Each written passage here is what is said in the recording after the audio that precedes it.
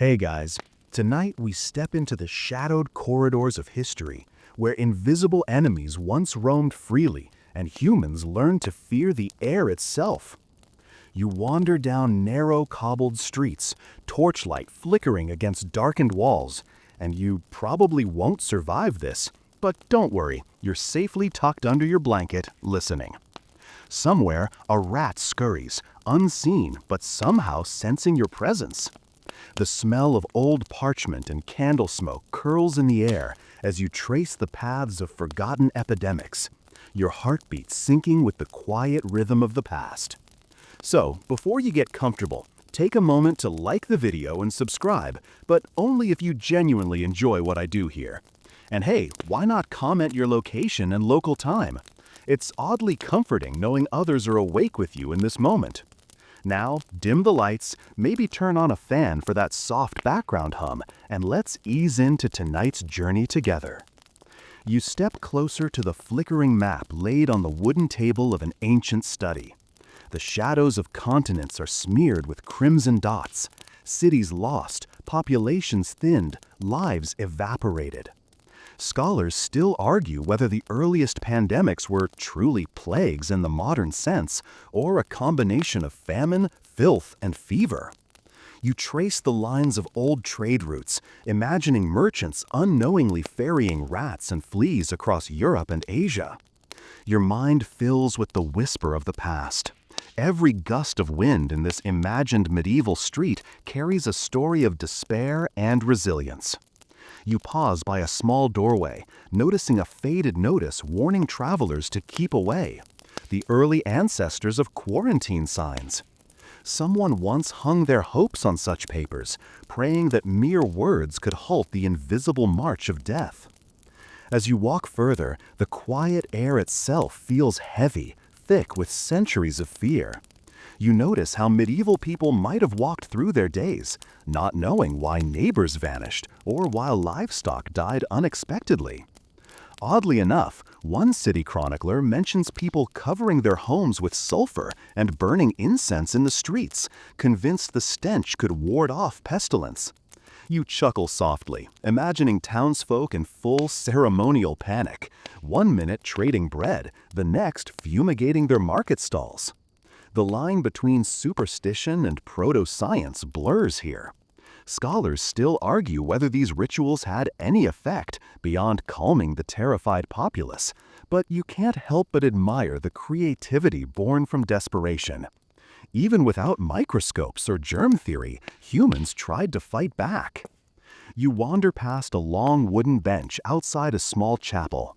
The church bells toll intermittently, each echo a reminder that someone, somewhere, has succumbed.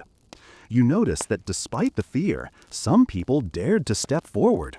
Priests carrying the ill to makeshift hospitals, neighbors sneaking food past guarded gates, and children clinging to parents who whispered soft encouragement through the panicked silence.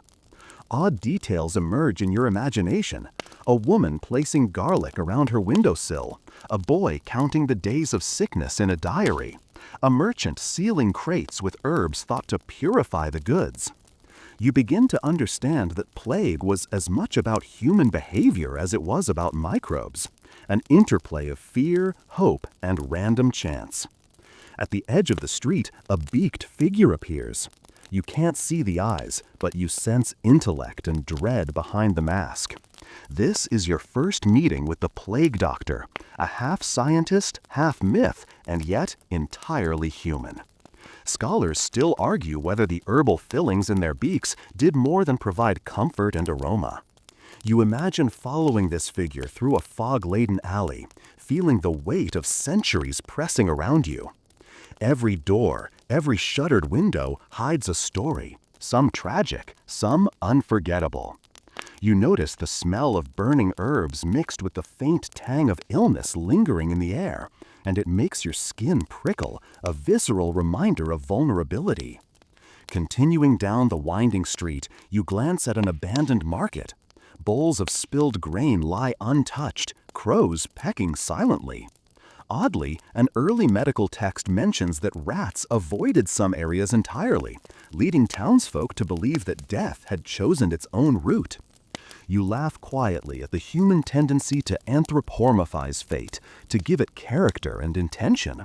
Scholars still debate whether plague outbreaks truly followed predictable paths, or if survival was mostly random, dictated by proximity, sanitation, and luck.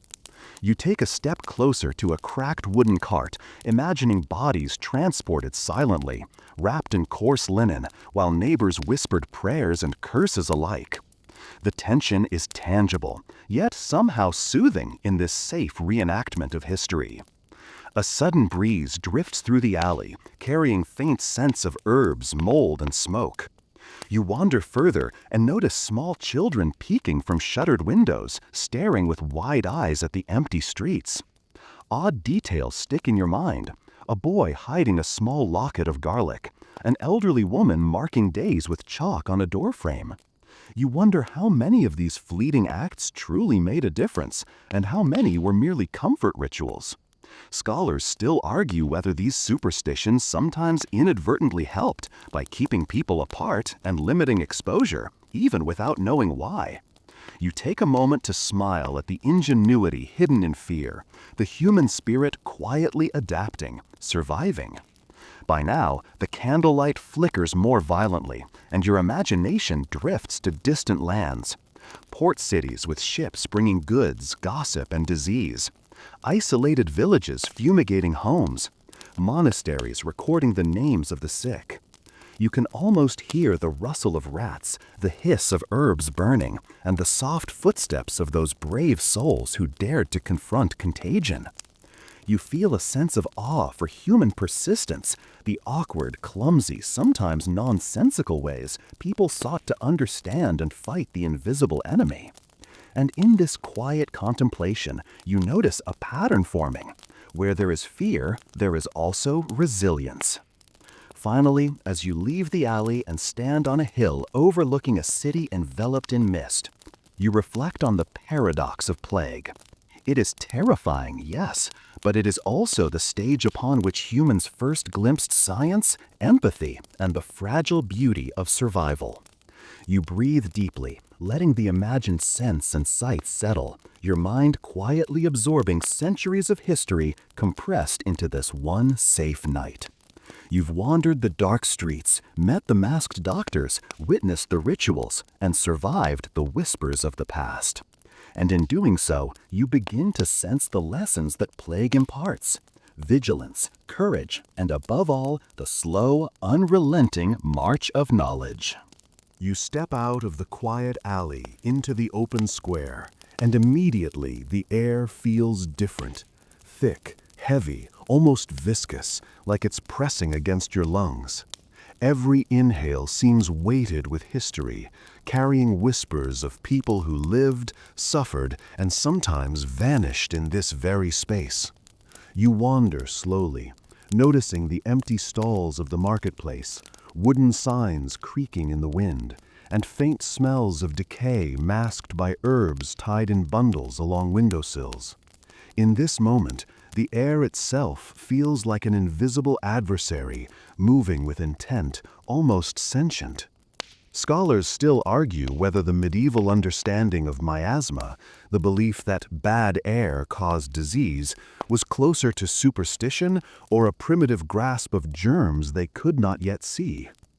A rat scurries across the cobblestones, its tiny claws clicking against the stones, and you realize that the people of this city probably associated every fluttering shadow and sudden gust with impending doom. You pass a line of houses with doors sealed by crude planks and notices warning visitors to stay away. Oddly enough, one family had painted symbols on their doorways, believing that protective sigils could ward off infection. You chuckle softly at the juxtaposition, rational fears mixed with magical thinking, both emerging from the same human instinct to survive. The smell of smoke from burning herbs curls toward your nose, slightly comforting, yet it reminds you that death's presence is omnipresent. You wander to a fountain in the center of the square. Water ripples quietly, as if reflecting centuries of fear. Villagers used to think flowing water could either carry disease or cleanse it, and some avoided drinking from communal sources altogether. Scholars still argue whether these early behaviors, some intuitive, others ritualistic, actually slowed contagion in small ways. You imagine children standing silently by the fountain, their parents whispering instructions, and yourself leaning close to watch, aware of the tension of every step. One misstep, one breath of bad air, and who knows what might have happened. Of course, in this moment, you are perfectly safe, but the tension is deliciously palpable. Along the edges of the square, street vendors display herbs and small sachets tied with string. Lavender, rosemary, and juniper are common. You wander past them, watching townsfolk wave incense smoke toward their faces. Oddly, some were convinced that perfume could cleanse the lungs, while others believed certain herbs made the invisible enemy flee in fright.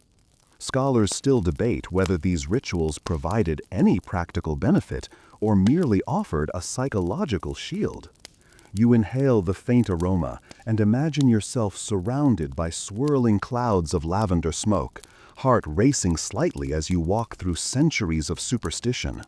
There's a strange comfort in seeing how humans, even in ignorance, tried to assert control over what they could not see. A sudden breeze brushes past, carrying the faint tang of smoke and decaying leaves.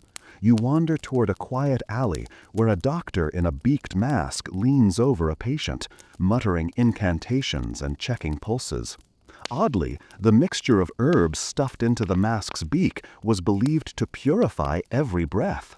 Scholars still argue whether these concoctions were completely ineffective or whether the mask's design accidentally reduced exposure to airborne particles.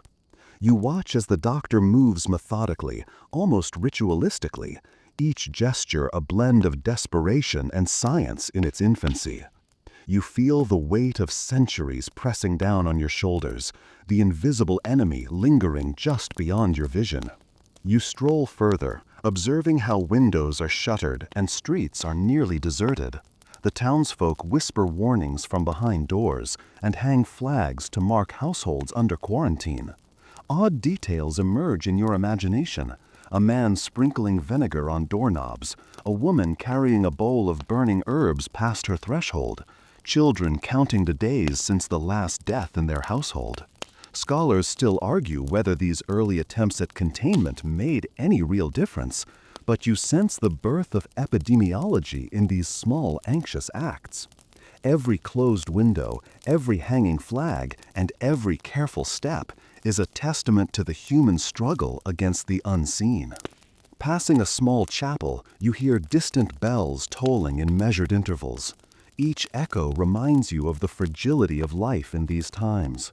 You wander closer, noting the etched names on stone walls, prayers for protection, and rituals meant to placate unseen forces. Oddly, the community's collective fear seemed to shape behavior in ways modern science only began to understand centuries later. Scholars still argue whether mass panic helped or hindered containment, yet the repeated efforts, rituals, prayers, and quarantines hint at an intuitive grasp of social distancing. You take a deep breath, aware that every inhale is a fragile experiment in survival, a quiet dance with mortality. On the outskirts of the square, a market cart lies overturned. You imagine the story. A merchant flees, leaving goods behind, while a rat scurries across scattered grains. The air carries faint whispers of panic, merchants, families, and travelers, each trying to avoid the invisible threat. Oddly, some communities adopted bizarre yet fascinating practices, walking backwards around infected houses, ringing bells while carrying herbs, or painting doors with strange symbols. Scholars still debate whether these customs were purely superstition or practical interventions with accidental benefits. You smile at the ingenuity, the human spirit bending but never breaking in the face of uncertainty. As twilight deepens, you wander down narrow lanes where the smell of smoke and herbs grows more concentrated. You pass shuttered windows, hear faint coughing behind doors, and feel the tension of an entire city holding its breath. Oddly, some families kept meticulous diaries, noting symptoms, dates, and outcomes, an early form of scientific record-keeping. Scholars still argue whether these journals influenced future medical understanding, yet the act itself reveals a nascent curiosity that survives even in fear. You tiptoe past, imagining the authors scribbling with quills, hearts heavy but minds alert, trying to make sense of the chaos around them. Finally, you step onto a hill overlooking the city. The air feels heavy but calm from this vantage point, carrying the faint smell of burning herbs and candle smoke down the winding streets below. Oddly, the empty square now feels almost peaceful, as if the city itself exhales after another day of vigilance. Scholars still argue whether miasma theory delayed germ theory or paved the way for practical observation. But you, perched quietly above, feel a strange connection to both. The air may be deadly, the streets empty, but humanity's attempts to navigate the invisible menace reveals resilience that echoes through the centuries. You linger a moment longer, watching the interplay of smoke, shadow, and quiet streets, realizing that the air itself was never just air. It was a battlefield, a teacher, and a silent witness. Each inhalation, each careful step, each whispered prayer carried centuries of human ingenuity, fear, and hope. And as you turn to leave the hill, the gentle breeze caresses your face, reminding you that though invisible enemies may stalk history, the human spirit persists, inhaling deeply, surviving against the odds, and ever curious about the unseen. You wander deeper into the shadowed streets, and suddenly a figure emerges from the fog, tall, cloaked, and oddly fascinating. The beaked mask points downward like a bird of prey, and you feel a shiver of awe and curiosity. This is your first encounter with a plague doctor, the half-mythical, half-scientist emissary of medieval fear and ingenuity. Oddly, the beak is stuffed with herbs, spices, and flowers, thought to purify the air with every breath. Scholars still argue whether these masks offered any protection at all, but you can't help noticing the care and thought behind every detail. You wander closer, noting the long, dark robe covering the body and the gloves encasing hands that reach for patients with meticulous caution. The streets around you seem quieter now, almost reverent, as if the town itself respects the presence of the doctor. You notice the odd contrast, fear and awe combined. Villagers peek from shuttered windows, some clutching small charms or herbs in their fists. Oddly, some doctors carried small canes, tapping the ground before entering homes to avoid direct contact with the sick, a practice that seems almost theatrical now, yet revealed an intuitive understanding of contagion. You imagine following the doctor through alleys and courtyards, feeling the weight of centuries pressing down, while simultaneously marveling at human creativity in the face of terror. You stop by a small doorway where a family huddles inside. The mother holds a burning bundle of rosemary and lavender, waving smoke toward the open air.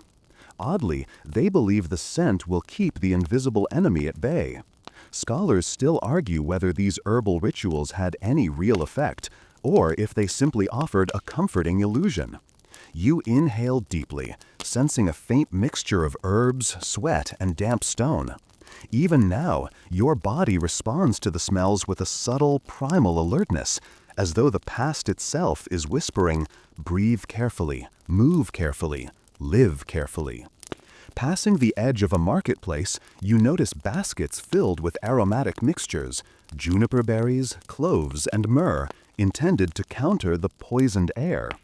Oddly, one account mentions doctors recommending that patients chew fragrant leaves or hang them around doorways, combining superstition with proto-medicine. Scholars still debate whether any of these combinations inadvertently reduced exposure to harmful bacteria or fleas, but the rituals were widespread. You imagine the townsfolk carefully tying herbs over windows, placing bundles near sleeping children, and explaining to one another that scent alone might repel death. There's something almost theatrical about these acts, yet profoundly human in their hope. You wander further down a foggy street and see a patient lying on a crude wooden bed, covered in a coarse blanket. The doctor leans over, examining the sick, beak hovering as if sniffing for unseen signs. Oddly, the herbs inside the mask are said to have included rose petals, peppermint, and camphor, a strange mix intended to cleanse every breath. Scholars still argue whether these masks were purely symbolic or accidental helpful. You can't help but admire the dedication. Every movement, every inhalation, every careful step reflects a mixture of fear, superstition, and emerging science. You feel strangely safe observing this scene from a distance, your imagination bridging the centuries. Along the walls of nearby houses, you notice faintly painted symbols and protective charms. Oddly, these decorations coexist with practical measures: doors nailed shut, windows covered, families isolating themselves. Scholars still debate how much these rituals actually impacted the spread of disease, yet the combination of spiritual, herbal, and physical measures hints at a society grappling with the invisible. You imagine yourself walking alongside these people, learning, observing, and breathing in the thick mixture of smoke, herbs, and fear. The air feels alive with intention, both protective and ominous, guiding each step you take. You follow the doctor to a small courtyard where incense burns in large clay bowls. Oddly, the smoke curls into shapes that seem almost alive, swirling above the patients like a gentle, watchful spirit.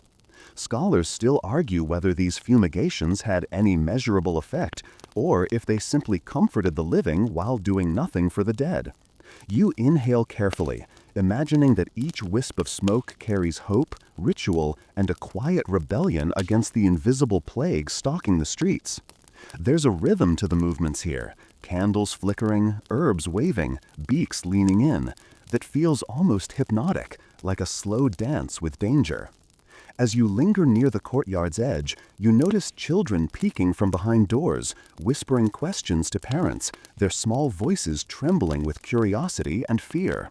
Oddly, some parents hand them tiny bundles of herbs, teaching them the rituals of survival as if passing down secret knowledge.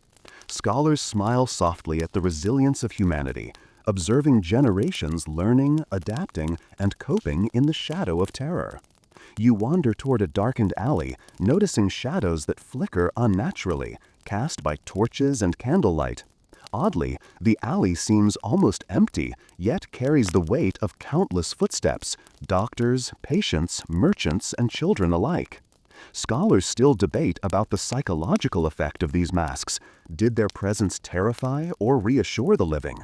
You imagine yourself walking through the alley, feeling both tension and fascination. Every shadow becomes a story, every step a small miracle of survival, every breath a connection to those who walked centuries before you. Finally, you pause at the edge of the city square, inhaling deeply, the mixture of herbs, smoke, and stones settling in your senses. Oddly, the rituals, masks, and fumigations seem to form a rhythm of life amidst chaos, a heartbeat of resilience, creativity, and hope. Scholars still debate whether any of these early measures, yet the symbolic and practical aspects coexist beautifully. You exhale slowly, imagining the city breathing alongside you, alive with both fear and determination. In this moment, you understand that beaked masks and burning herbs are more than superstition. They're the first fragile attempts to assert control over an uncontrollable world. You step out of the alley into the morning mist, the chill tugging gently at your sleeves. The streets are quiet, yet you sense the scurrying of countless tiny feet beneath your own. Rats. They have been the unseen accomplices of history's deadliest epidemics, hitching rides on ships, wagons, and even the clothing of unsuspecting travelers. Oddly, you imagine them lining up along ropes and beams like little sentinels, carrying whispers of disease across continents. Scholars still argue whether the black rat, Rattus rattus, was solely responsible for spreading plague, or if multiple species contributed to the chaos. You can almost see the tiny eyes glinting in the dawn light, carrying secrets no human could fathom. You wander closer to a bustling harbor where merchants begin their day. Wooden ships creak and sway, their sails taut against the wind. Oddly, you notice rats darting between crates, gnawing on sacks of grain, completely oblivious to the panic their kind has caused for centuries.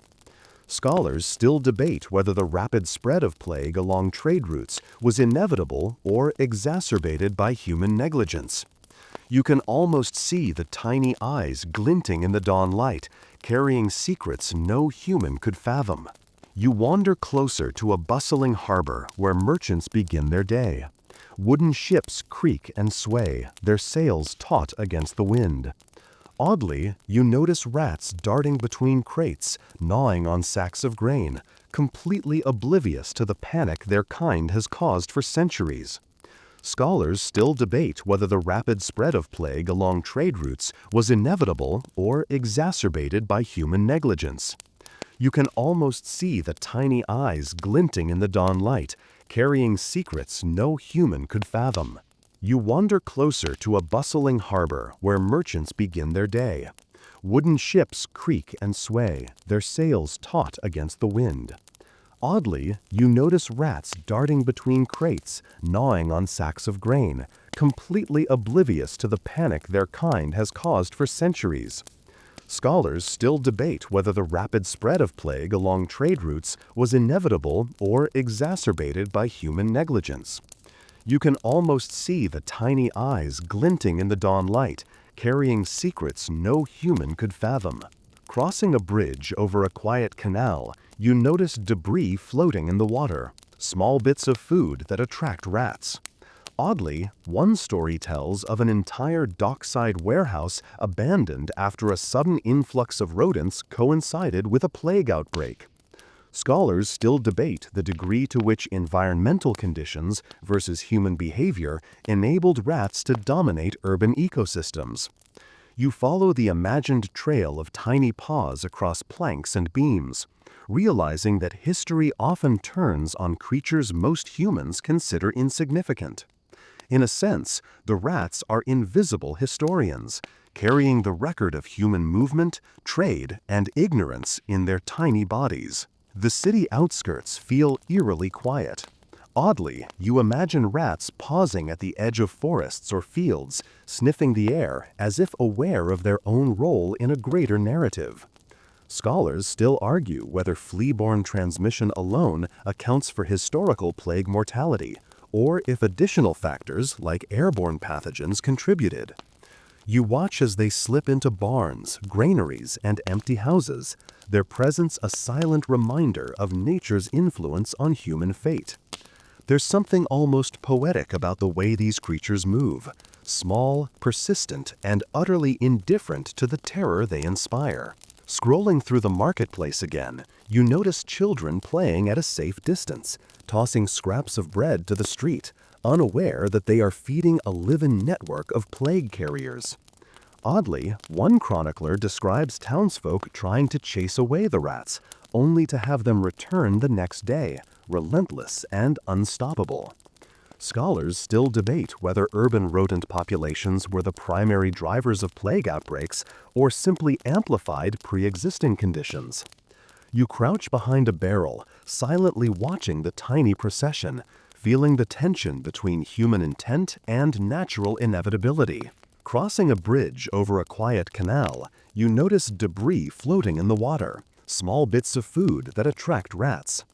Oddly, one story tells of an entire dockside warehouse abandoned after a sudden influx of rodents coincided with a plague outbreak.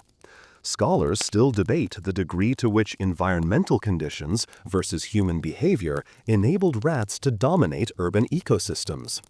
You follow the imagined trail of tiny paws across planks and beams, realizing that history often turns on creatures most humans consider insignificant. In a sense, the rats are invisible historians, carrying the record of human movement, trade, and ignorance in their tiny bodies. The city outskirts feel eerily quiet. Oddly, you imagine rats pausing at the edge of forests or fields, sniffing the air as if aware of their own role in a greater narrative. Scholars still argue whether flea-borne transmission alone accounts for historical plague mortality or if additional factors like airborne pathogens contributed.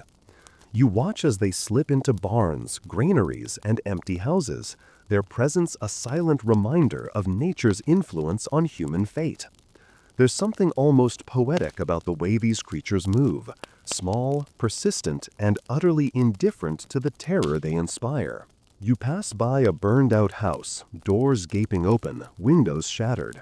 Oddly, a chronicler notes that rats often abandon homes just before plague struck, as if instinctively aware of something invisible. Scholars still argue whether behavioral patterns in rodents could serve as early warning signs, a theory that fascinates modern epidemiologists. You imagine crouching near the threshold, observing the rat's tiny, deliberate movements, the whisper of claws on wood, and the faint rustle of fur through debris. Every motion is amplified in your mind, turning the ordinary into something both eerie and enlightening. Through the marketplace again, you notice children playing at a safe distance, tossing scraps of bread to the street, unaware that they are feeding a living network of plague carriers. Oddly, one chronicler describes townsfolk trying to chase away the rats, only to have them return the next day, relentless and unstoppable. Scholars still debate whether urban rodent populations were the primary drivers of plague outbreaks or simply amplified pre-existing conditions. You crouch behind a barrel, silently watching the tiny procession, feeling the tension between human intent and natural inevitability. Crossing a bridge over a quiet canal, you notice debris floating in the water, small bits of food that attract rats. Oddly, one story tells of an entire dockside warehouse abandoned after a sudden influx of rodents coincided with a plague outbreak.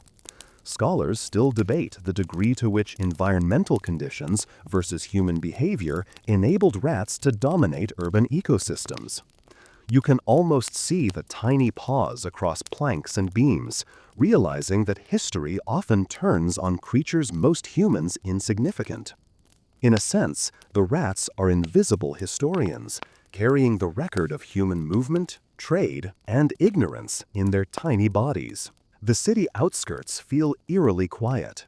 Oddly, you imagine rats pausing at the edge of forests or fields, sniffing the air as if aware of their own role in a greater narrative. Scholars still argue whether flea-borne transmission alone accounts for historical plague mortality or if additional factors like airborne pathogens contributed. You watch as they slip into barns, granaries, and empty houses, their presence a silent reminder of nature's influence on human fate. There's something almost poetic about the way these creatures move, small, persistent, and utterly indifferent to the terror they inspire. You pass by a burned-out house, doors gaping open, windows shattered. Oddly, a chronicler notes that rats often abandon homes just before plague struck, as if instinctively aware of something invisible. Scholars still argue whether behavioral patterns in rodents could serve as early warning signs, a theory that fascinates modern epidemiologists. You imagine crouching near the threshold, observing the rat's tiny, deliberate movements, the whisper of claws on wood, and the faint rustle of fur through debris. Every motion is amplified in your mind, turning the ordinary into something both eerie and enlightening. Crossing a bridge over a quiet canal, you notice debris floating in the water, small bits of food that attract rats. Oddly, one story tells of an entire dockside warehouse abandoned after a sudden influx of rodents coincided with a plague outbreak. Scholars still debate the degree to which environmental conditions versus human behavior enabled rats to dominate urban ecosystems. You can almost see the tiny paws across planks and beams, realizing that history often turns on creatures most humans insignificant. In a sense, the rats are invisible historians, carrying the record of human movement, trade, and ignorance in their tiny bodies. The city outskirts feel eerily quiet. Oddly, you imagine rats pausing at the edge of forests or fields, sniffing the air as if aware of their own role in a greater narrative.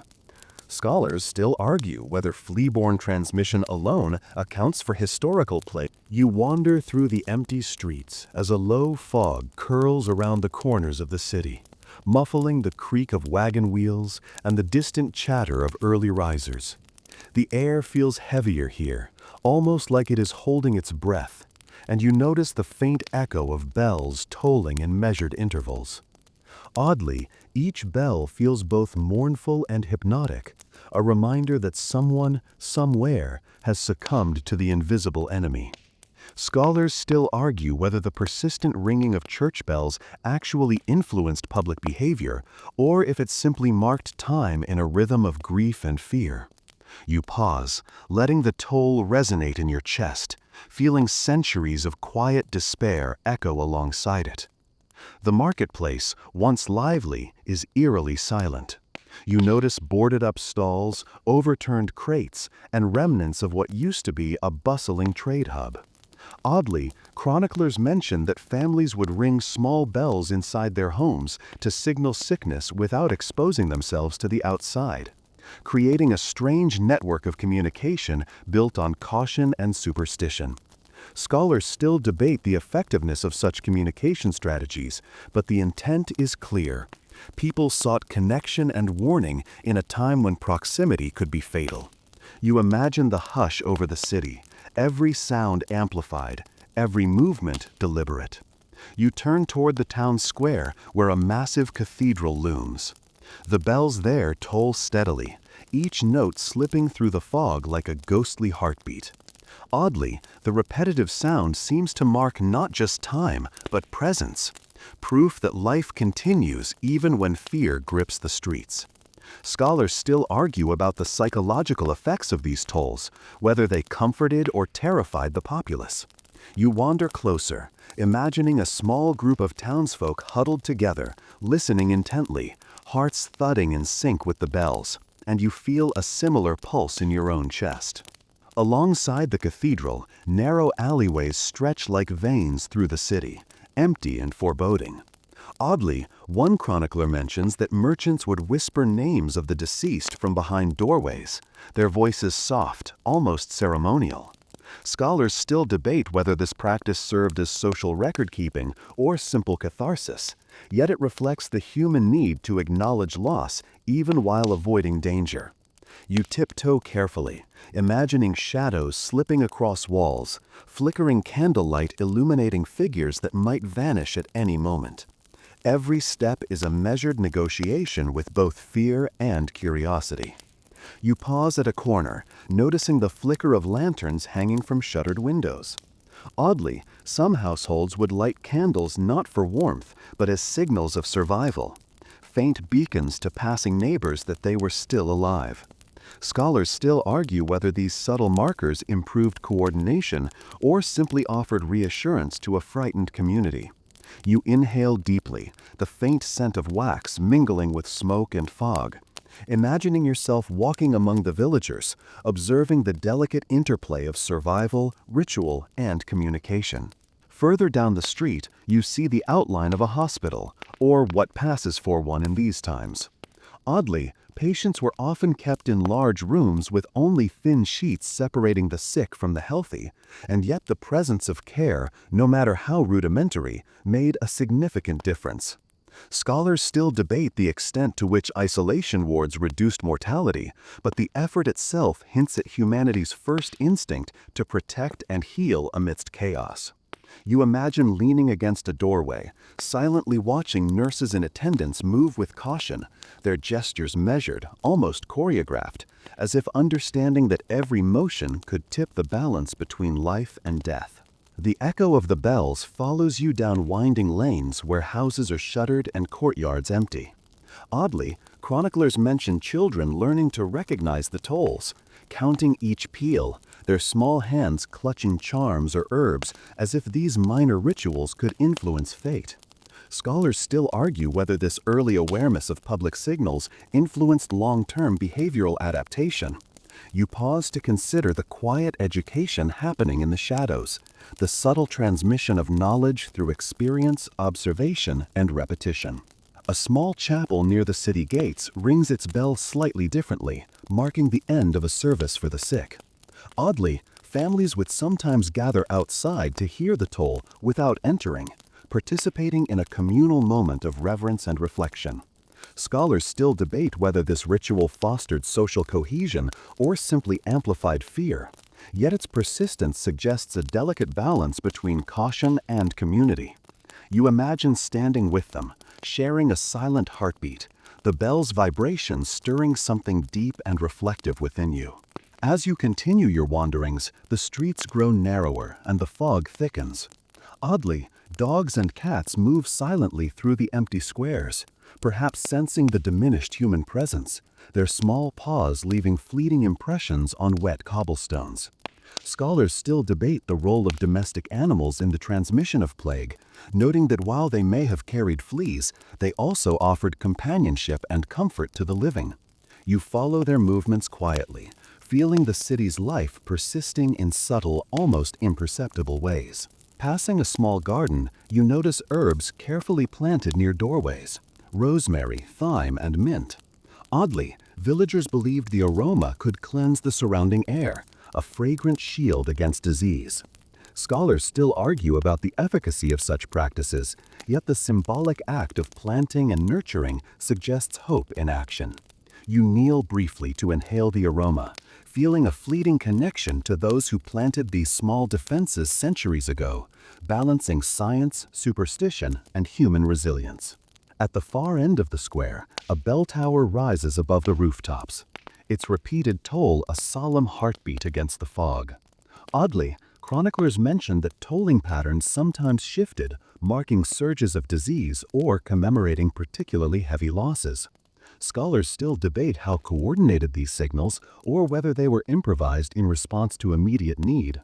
You listen carefully, imagining the rhythm as a subtle guide for behavior, a quiet pulse connecting every household in shared vigilance.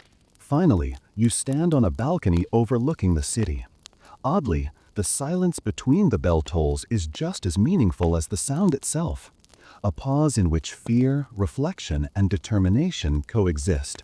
Scholars still debate the psychological effects of these pauses, but you feel it viscerally, a calm tension, a reminder of mortality balanced by human ingenuity. The city exhales slowly around you, a silent witness to countless lives navigating invisible dangers. And you realize that even in fear, communities found ways to persist, communicate, and survive. You linger a moment longer, watching the fog drift over cobblestones, lanterns flicker, and bells echo, feeling the rhythm of history itself. Oddly, in this dance of sound and silence, life continues, fragile, deliberate, and quietly defiant. Scholars still debate many details, but the lesson is clear. The toll of the bell reminds you not just of death, but of presence, endurance, and the delicate interplay of fear, ritual, and survival. You exhale, letting the echoes wash over you, and step slowly into the next chapter of this quiet, haunting journey. You wander through a narrow cobblestone alley, the fog curling around the eaves of shuttered homes. The air feels dense with whispers of prayer, curses, and whispered accusations. Oddly, you notice small symbols etched into doorframes, crosses and stars meant to keep death at bay, a fragile human attempt to make sense of the invisible menace. Scholars still argue whether faith genuinely affected mortality or simply offered psychological comfort, but you can feel the pulse of devotion threading through every quiet street. Villagers move silently, eyes darting, hands clutching charms and rosaries, balancing hope and terror in equal measure. You pass a small chapel where a candle burns continuously, flickering against the carved wooden altar. Oddly, the townsfolk leave offerings of bread, coins, and herbs, believing that the divine might spare their homes from the invisible enemy. Scholars still debate whether religious rituals during plagues fostered social cohesion or reinforced superstition, yet the effect on morale is undeniable. You pause, imagining yourself kneeling silently among them, the soft hum of prayer vibrating through the walls, a comfort in the midst of chaos. The marketplace is deserted except for a few hurried figures, their eyes wide and bodies tense. Oddly, accusations ripple through the crowd. Foreigners, wandering beggars, and even witches are blamed for bringing misfortune. Scholars still argue about the role of scapegoating in plague-stricken societies, noting it sometimes distracted from practical measures while reinforcing fear.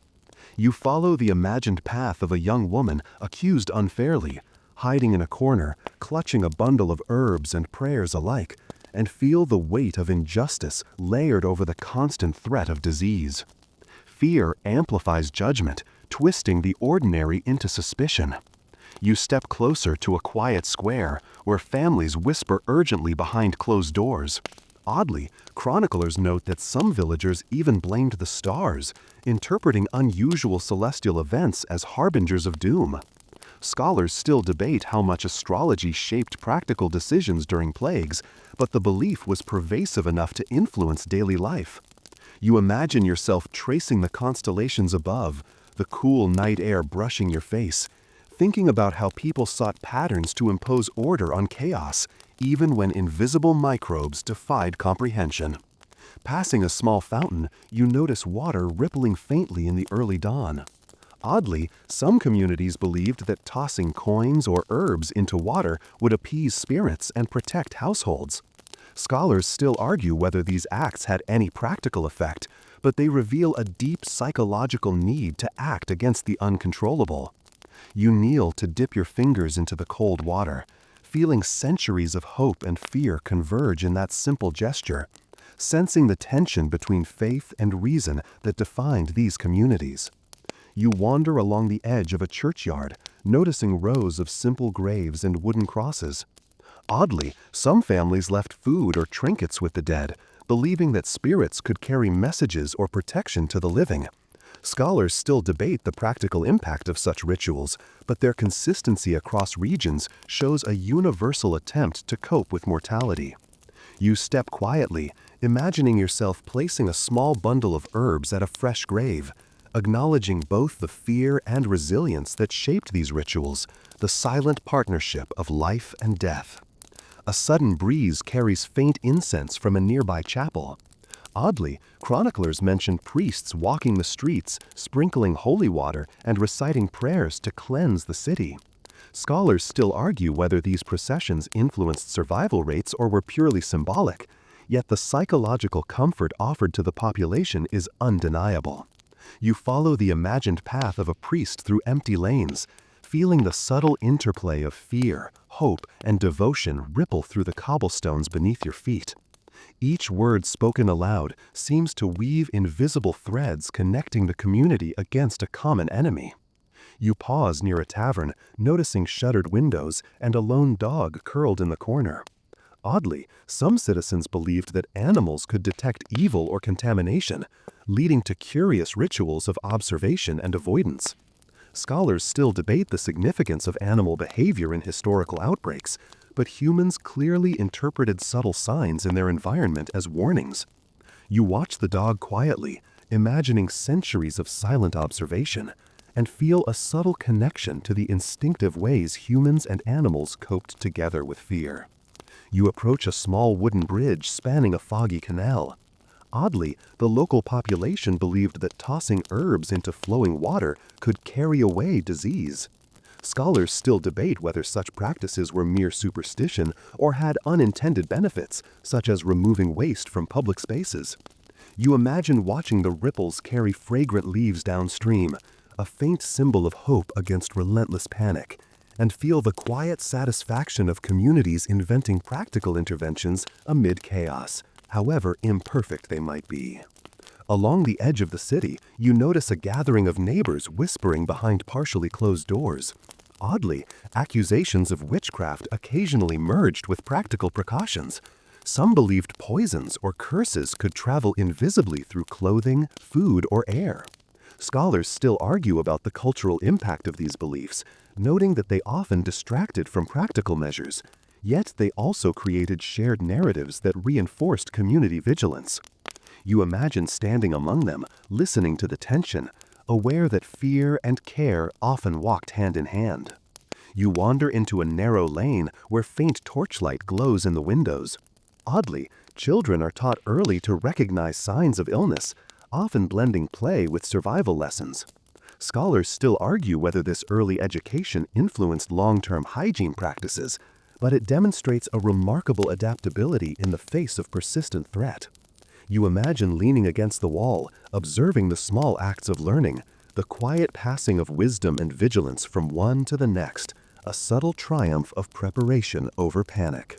Passing a chapel courtyard, you see families leaving small bundles of herbs, bread, and coins. Oddly, these offerings were often intended to mollify both divine and earthly forces, a dual approach combining faith with action. Scholars still debate the practical efficacy, but you feel the rhythm of human response, a consistent attempt to negotiate with forces beyond comprehension. You inhale the faint aroma of rosemary and lavender, imagining centuries of similar offerings placed with trembling hands, all part of a communal effort to survive. You continue toward the city gates, noticing the faint echo of church bells in the distance. Oddly, some households maintain small shrines indoors, blending personal faith with public ritual, a subtle balancing act of private and social coping. Scholars still argue how these practices influenced survival and mental resilience, but you feel a quiet reassurance in the continuity, the unbroken thread of human ingenuity facing the invisible. The bells and the shrines together create a symphony of caution, ritual, and hope. Finally, you pause on a quiet hill overlooking the city. Oddly, even in fear, life persists. People still cook, tend to gardens, and speak softly to one another behind closed doors. Scholars still argue whether faith-driven practices during outbreaks, but the human spirit remains undeniable. You breathe in the crisp morning air, absorbing centuries of vigilance, fear, hope, and devotion, and realize that faith, fear, and blame were all part of a delicate dance that allowed communities to survive against relentless invisible threats. You linger for a moment longer, watching shadows lengthen and the mist settle into quiet corners. Oddly, the rituals, prayers, and accusations all combine into a strange harmony, a fragile rhythm sustaining life amid death. Scholars still argue about many details, but the overall pattern is clear. Communities faced terror with a combination of faith, observation, and human ingenuity. You exhale slowly, letting the tension drift away, and feel the soft pulse of history resonate with the quiet determination of those who came before. You wander into a quiet courtyard where the faint glow of candlelight dances across cracked stone walls. The scent of melting wax and old parchment fills the air, mingling with a subtle aroma of dried herbs. Oddly, you notice a solitary figure hunched over a desk, quill scratching furiously, surrounded by stacks of leather-bound tomes and scattered papers. This is the scholar, the meticulous observer in a city paralyzed by fear. Scholars still debate the accuracy and influence of these early records, but there is no doubt that their dedication laid the foundation for understanding plagues centuries later. You step closer, feeling the soft heat from the candle and the quiet rhythm of thought that seems almost alive. The scholar pauses, dipping a pen into ink before recording yet another observation. Oddly, chroniclers from this period often noted both the mundane and the macabre. A child's cough, a neighbor's sudden collapse, the persistent scurrying of rats in alleyways. Scholars still argue whether such detailed observation was purely anecdotal or a primitive form of epidemiology. Yet the act itself reflects the human urge to comprehend and catalog the unseen. You imagine leaning over the shoulder of this diligent scribe, absorbing the delicate balance between fear, curiosity, and methodical recording. On a small table, a candle burns next to a bowl of herbs, rosemary, sage, and lavender, used both for ritual and for the faint hope of purification. Oddly, these materials appear in both the scholar's notes and the beaked doctor's mask, a curious overlap of theory and practice. Scholars still debate whether the inclusion of aromatic substances had any real protective effect, or if it merely served to calm the nerves of practitioners. You breathe in the fragrance, feeling the strange mix of scientific inquiry and superstition converge in one quiet space. The scholar lifts a parchment carefully, showing crude sketches of rats, fleas, and human figures. Oddly, these illustrations are both anatomical and symbolic, capturing not only the biology of the plague, but the imagination of those terrified by it. Scholars still argue about the accuracy of such sketches, but they remain valuable records of a time when science and fear were inseparable. You trace the lines with your eyes, imagining the careful observation that must have accompanied each stroke of the quill, and feel a deep respect for these early attempts at understanding the invisible. A gentle breeze slips through the open window, carrying with it the faint smell of smoke and wet cobblestone.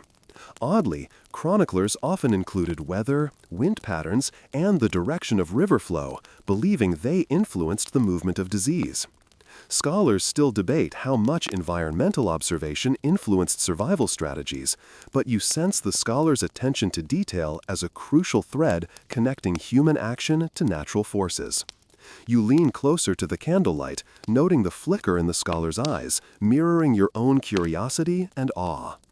The scholar pauses, rubbing their temples, and then returns to recording names, dates, and symptoms.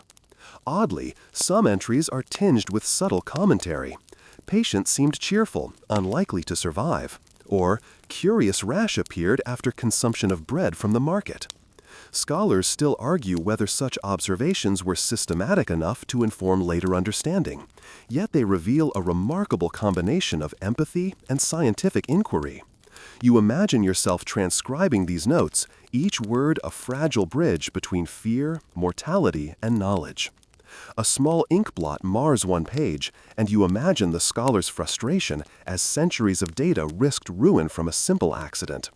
Oddly, they persisted, carefully drying pages and cross-referencing previous entries, striving for accuracy despite chaos surrounding them.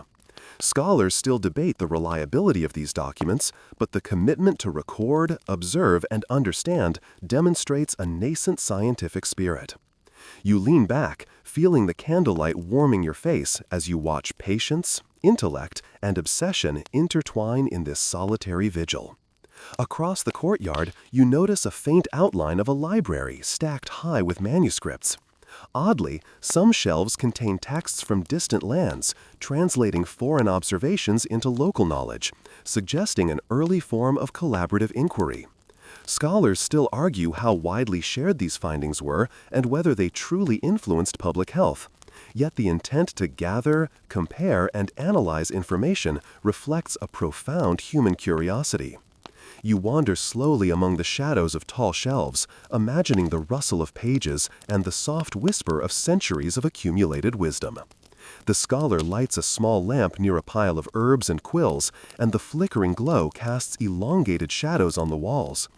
Oddly, you notice annotations in the margins, detailing both mortality rates and curious patterns of recovery.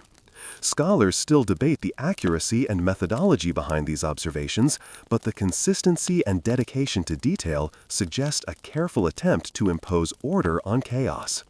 You feel a sense of intimacy, as if peering into the mind of someone wrestling with the unknown, balancing fear with reason and compassion with curiosity. On outside, the streets are silent, except for distant echoes of bells marking the hours. Oddly, the scholar seems unaffected by the outside tension, absorbed entirely in the meticulous recording of life and death. Scholars still debate whether such seclusion enhanced clarity or contributed to detachment from the human cost of plague. But you can't help but admire the focus, the quiet heroism in documenting horrors for future generations. You imagine the scholar pausing only to take a sip of water, then returning immediately to the candlelight desk, a solitary sentinel of knowledge in the fog-bound city. You notice a small window above the desk, revealing the rooftops and chimneys of neighboring houses. Oddly, the scholar's gaze seems to encompass both the details of patience and the broader patterns of city life, an early attempt to see the micro and macro simultaneously. Scholars still debate whether this dual perspective was intentional or incidental, yet it's clear that observation, patience, and careful notation were their tools against the invisible enemy. You lean closer, almost holding your breath, aware of the intimate tension between curiosity and dread. The scholar scribbles furiously once more, occasionally pausing to sniff the air or glance at a diagram of human anatomy. Oddly, you notice a faint smile, perhaps the satisfaction of a connection forged between observation and understanding. Scholars still argue whether these early insights laid a direct path to modern epidemiology, but the foundations are evident. Careful documentation, critical observation, and an unflinching gaze at human suffering. You breathe slowly, absorbing the atmosphere of focused dedication that persists despite the omnipresent threat outside. Finally, you step back from the desk, letting the candlelight bathe the courtyard in its warm glow. Oddly, the scholar pauses to straighten a stack of papers, a subtle ritual of order amidst disorder. Scholars still debate the significance of such meticulousness, but you feel the quiet heartbeat of science taking root in a world defined by fear. The candle flickers softly, casting shadows that seem to move with thought, and you realize that through these solitary, meticulous acts, knowledge becomes a form of defense, a beacon guiding humanity through darkness. You linger a moment longer, watching the glow reflect on the walls, smelling the herbs, and hearing the soft scratch of quill against paper. Oddly, this small, candlelit space embodies resilience, intellect, and courage.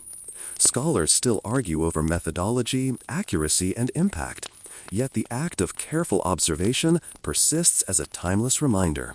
Even in the face of invisible death, humans seek to understand, record, and illuminate. You exhale slowly, letting the calm focus of the scholar's vigil wash over you, feeling centuries of quiet dedication resonate in your chest. You wander toward the outskirts of the city, where tall, crude walls have been erected hastily from wood and stone. The fog clings to them, turning the barriers into ghostly silhouettes. Oddly, these walls are not just physical. They mark a psychological boundary, separating fear from hope, life from death. Scholars still debate the effectiveness of such quarantines, questioning whether they slowed the spread or merely displaced disease to less prepared towns. You run your fingers along the rough surface, imagining the builder's fear and determination, hammering and hewing, knowing that these barriers could mean the difference between survival and catastrophe. Beyond the walls, you notice small enclosures where travelers and suspected patients are confined. Oddly, chroniclers note that families sometimes supplied these isolated individuals with food and herbs through small openings, balancing compassion with caution. Scholars still argue how much these measures reduced mortality, yet the intent reflects a remarkable understanding of contagion long before germ theory. You peer into a dim enclosure and see the faint outlines of figures huddled together, their breaths visible in the cold morning air, a mix of fear, hope, and resignation. You wander down a narrow lane lined with hastily erected barriers and notices warning of sickness. Oddly, signs of quarantine are sometimes supplemented with ritualistic symbols and prayers etched into wooden posts, blending superstition with early public health measures. Scholars still debate whether such combinations had practical effect or merely reassured the living, but the ingenuity is undeniable. You imagine yourself walking carefully past each notice, feeling the invisible weight of both rules and fear pressing against the boundaries. In a nearby courtyard, you notice a family waving from behind a makeshift barricade, offering herbs and bread to a neighbor across the line. Oddly, this small exchange represents an intricate social network that persisted even under strict isolation. Scholars still argue about the efficacy of these support systems, noting that communal care often coexisted with strict separation. You pause, watching the delicate balance of human connection and protective distancing, recognizing the subtle resilience required to maintain both life and civility. Along the perimeter, guards pace back and forth, eyes sharp, hands gripping rudimentary weapons. Oddly, chroniclers note that these guards sometimes enforced isolation harshly, yet in other cases allowed small, controlled interactions, reflecting the tension between discipline and empathy. Scholars still debate how enforcement affected compliance, but the psychological impact on both the confined and the free is undeniable. You follow the imagined patrol route, feeling the blend of authority, fear, and cautious humanity that marks these early attempts at epidemic control. You pass a small building designated for the ill, its doors shut tightly. Oddly, residents nearby leave offerings of herbs and prayers, believing that these gestures can influence both recovery and the prevention of further spread. Scholars still argue whether spiritual acts had any measurable effect, but they reveal the intertwined nature of practical measures and cultural belief. You breathe in the faint scent of sage and lavender, imagining generations of anxious hands placing protective bundles, a silent choreography of hope and survival. You step into a shadowed alley that leads to another section of the quarantine zone. Oddly, chroniclers report that some individuals tried to escape these confines, only to be caught and returned, emphasizing both desperation and the seriousness of isolation measures. Scholars still debate the effectiveness of confinement versus voluntary self-isolation, but the persistence of such barriers illustrates early recognition of contagion control. You imagine the anxiety, the small victories and setbacks, and feel the tension of living in a world where walls are both salvation and prison. Along the wall's inner edge, makeshift observation points allow overseers to monitor the confined while minimizing contact. Oddly, some communities combined this with small rituals, like ringing a bell at dawn or burning aromatic herbs, merging observation with symbolic purification. Scholars still argue about the efficacy of such combinations, but the creativity and adaptability are striking. You watch the imagined rhythm of oversight and ritual, appreciating the nuanced strategies humans invented to contend with invisible enemies. At a distant corner of the city, a small garden remains, surrounded by low wooden fencing. Oddly, those in quarantine were sometimes allowed to tend tiny plots of herbs and vegetables, a subtle attempt at maintaining both nutrition and morale. Scholars still debate whether these minor acts of engagement reduced stress or improved outcomes, but you feel the psychological insight behind the gesture. You imagine the small hands planting, watering, and harvesting amid fear, the simple act of care, an anchor in a turbulent world. You move toward a secluded tower that overlooks the quarantine zone. Oddly, chroniclers note that observers stationed here recorded patterns of movement, illness, and recovery, forming rudimentary surveillance networks. Scholars still debate the accuracy and utility of these records, but the methodical documentation hints at early epidemiological thinking. You imagine yourself climbing the tower stairs, looking down at the carefully segmented areas, noting the interplay of confinement, observation, and survival strategies. Beyond the walls, you see faint smoke from chimneys, a subtle reminder that life continues despite fear. Oddly, some families voluntarily self-isolated within their homes, mimicking the formal quarantine and providing additional layers of protection. Scholars still argue about the consistency of voluntary measures, but the pattern suggests widespread awareness and adaptive behavior. You walk quietly along the fogged streets, imagining citizens carefully balancing daily routines with precautionary isolation, small acts of ingenuity mitigating a massive invisible threat. A narrow bridge crosses a canal near the edge of the quarantined area. Oddly, chroniclers describe isolated checkpoints where travelers were questioned, their belongings inspected, and herbs sometimes distributed for protection. Scholars still debate the utility of such checkpoints, noting both successes and failures, yet the combination of surveillance, ritual, and hygiene demonstrates complex human problem-solving. You pause on the bridge, envisioning the slow, deliberate passage of people, each step carefully calculated to avoid contamination. You wander into a quiet square where children play near a small fountain, their laughter muffled but persistent. Oddly, families confined to separate sections arranged small signals, flags, lanterns, or knocks to communicate across walls, a subtle attempt to preserve community cohesion.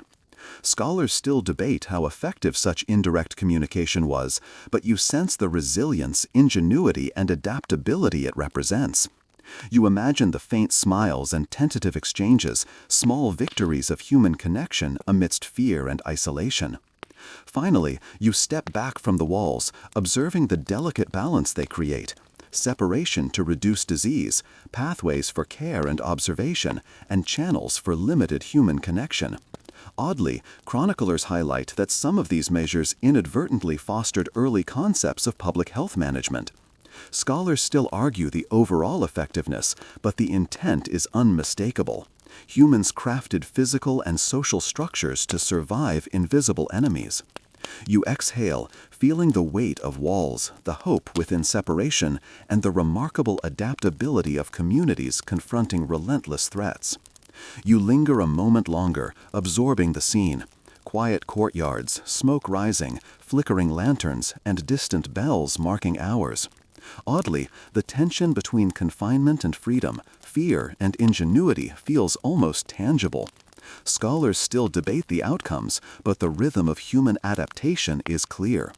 You step slowly away, carrying the understanding that even in enforced isolation, empathy, observation, and resilience weave together to sustain life against invisible danger.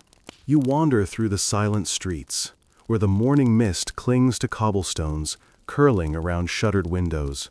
Oddly, you notice the faint outlines of coffins stacked near the canal's edge, waiting for burial or transport. Scholars still argue whether mass graves and waterborne disposal methods were effective or simply tragic necessities. Yet the presence of these floating coffins underscores the scale of human loss. You pause, imagining the careful yet desperate hands lowering the wooden boxes into the murky water, aware that every ripple carries both grief and an attempt at hygiene. The canal water flows sluggishly, reflecting the dim light of the early sun. Oddly, chroniclers describe families whispering prayers as coffins drift downstream, believing that the water could carry both disease and the souls of the deceased away. Scholars still debate whether this method inadvertently spread plague or mitigated risk, yet the ritual embodies humanity's blend of practicality and superstition. You step close to the edge, watching the imagined motion of the water, feeling the tension between necessity and hope. You wander past abandoned streets where silence is heavy, punctuated only by distant bells tolling the hour. Oddly, even the sound of wind rustling through empty squares seems amplified, as if the city itself mourns. Scholars still argue how much such environmental cues affected morale or behavior, but you feel the quiet echo of centuries of loss, grief, and resilience. You imagine footsteps muffled by fog, tracing paths where life once thrived, each empty street a reminder of the cost of invisible enemies. Along the quay, you notice makeshift markers tied to posts, indicating where bodies have been placed before collection. Oddly, chroniclers note that families sometimes left small offerings for those who could not be buried immediately: bread, coins, or herbs, combining grief with care. Scholars still debate whether such acts had any practical benefit, but the intent reflects a delicate human attempt to maintain dignity amid chaos. You imagine kneeling quietly, leaving a bundle of herbs, and sensing the invisible presence of those long gone. You pass a small chapel near the water, its doors shuttered, windows dark. Oddly, prayers are whispered from behind closed doors, candles flickering faintly, casting shadows on empty pews. Scholars still argue whether these acts affected survival or simply offered comfort, but the ritual persists as a testament to human endurance. You stand in the fog outside, imagining centuries of whispered devotion, each syllable a fragile thread connecting the living and the dead. The streets narrow as you wander deeper into the city. Oddly, some alleyways are littered with small wooden crosses or carved symbols, marking both past and present loss. Scholars still debate the significance of these markers, but they serve as silent reminders that memory, ritual, and observation were intertwined in survival strategies. You trace your fingers along a weathered cross, feeling centuries of grief pressed into the wood, the weight of humanity's response to mortality almost tangible. Along a deserted bridge, you notice faint lanterns swinging gently in the breeze. Oddly, chroniclers describe families using these lights to guide floating coffins safely along canals, a subtle act of respect and caution. Scholars still argue about the effectiveness of these measures in controlling disease spread, yet the ritual underscores the intersection of practicality, morality, and community responsibility. You imagine the soft glow casting shadows across the water, a delicate dance of light and dark in a city gripped by fear. You wander past a row of homes where the shutters remain tightly closed. Oddly, some residents left small charms on windowsills, believing they could protect the living from the curse of death carried by water or air. Scholars still debate the efficacy of these protective charms, but their presence illustrates a universal human instinct to act even when the outcome is uncertain. You pause to touch a carved amulet, sensing the mixture of desperation and hope embedded in these small talismans. A narrow lane leads you back toward the main square, where silence dominates. Oddly, chroniclers note that children would sometimes watch coffins float, learning early the delicate boundary between curiosity and fear. Scholars still argue whether these observations influenced leader attitudes toward disease and death, but the practice reflects a blend of socialization and survival awareness. You imagine the hesitant steps of small feet along fogged streets, eyes wide, absorbing lessons encoded in sorrow and vigilance. The marketplace remains eerily empty, yet faint remnants of life persist. Overturned barrels, scattered tools, and the occasional flicker of movement in shadowed doorways. Oddly, chroniclers note that some residents placed herbs in water channels to cleanse the city, blending superstition with emergent hygiene practices. Scholars still debate whether such measures had a tangible effect, yet the act itself represents a human effort to control an uncontrollable environment. You kneel near a canal, imagining the fragrant leaves drifting along the water, a quiet symbol of hope and persistence. You continue along the quay, noticing the subtle sway of floating coffins as the current shifts. Oddly, these coffins are sometimes accompanied by small boats carrying attendants or clergy, ensuring safe passage and a semblance of ritual. Scholars still debate whether these measures reduce disease spread, but you sense the psychological importance of ceremony even in the face of mass mortality. You imagine standing silently, the faint creak of oars blending with water lapping against wood, a muted symphony of grief and care. A distant bell tolls, echoing across empty streets and fog-laden alleys. Oddly, chroniclers describe it as both a marker of loss and a heartbeat of communal resilience. Scholars still debate whether auditory cues affected survival behavior, but the pattern of sound and silence punctuates the city's rhythm of coping. You inhale slowly, absorbing the interplay of ritual, observation, and fear, feeling an almost tangible pulse beneath your feet. You wander toward the outskirts, where the river widens and floating coffins drift slowly downstream. Oddly, some families track their passage, whispering prayers as they move, creating a network of care layered upon necessity. Scholars still debate the efficacy, but the act itself embodies the human impulse to honor life and death simultaneously. You watch the imagined procession, sensing the delicate balance between despair and devotion, control and surrender. Finally, you pause at the water's edge, fog curling like a living veil. Oddly, the silent streets, the floating coffins, and the faint bell tolls combine into a strange harmony of grief, observation, and reflection. Scholars still argue many details, yet the human narrative is clear. Even amid mass death, creativity, compassion, and reflection persist. You exhale slowly, letting the fog and water envelop you, feeling the city breathe gently around loss, resilience, and the quiet persistence of life. You wander into a narrow street lined with wooden stalls and dimly lit shops, the air thick with the scent of herbs, resins, and strange powders. Oddly, the apothecary seems both a place of hope and fear, a crossroads where desperation meets experimentation. Scholars still debate how effective these early remedies were, but there's no question that communities clung to them, blending superstition with empirical observation. You peer through the window at rows of jars labeled with unfamiliar names: myrrh, mercury, and powdered roots, their contents waiting to ward off invisible death. Inside, an elderly apothecary hunches over a counter, carefully weighing ingredients. Oddly, some recipes include bizarre elements: powdered gemstones, dried insects, and even small quantities of mercury. Scholars still argue whether such concoctions had any medicinal effect, or if they primarily offered psychological reassurance. You imagine your hand brushing against the cool glass jars, feeling the tension between hope and skepticism, science and superstition mingling in every careful measurement. You notice small bundles of herbs hanging from the ceiling: lavender, rosemary, sage, each chosen for scent, symbolic protection, or perceived medicinal qualities. Oddly, chroniclers record that patients often clutched these herbs as talismans, inhaling their aroma for comfort. Scholars still debate whether the psychological benefits had measurable effects on survival, but the act of holding something tangible in a time of fear seems universally human.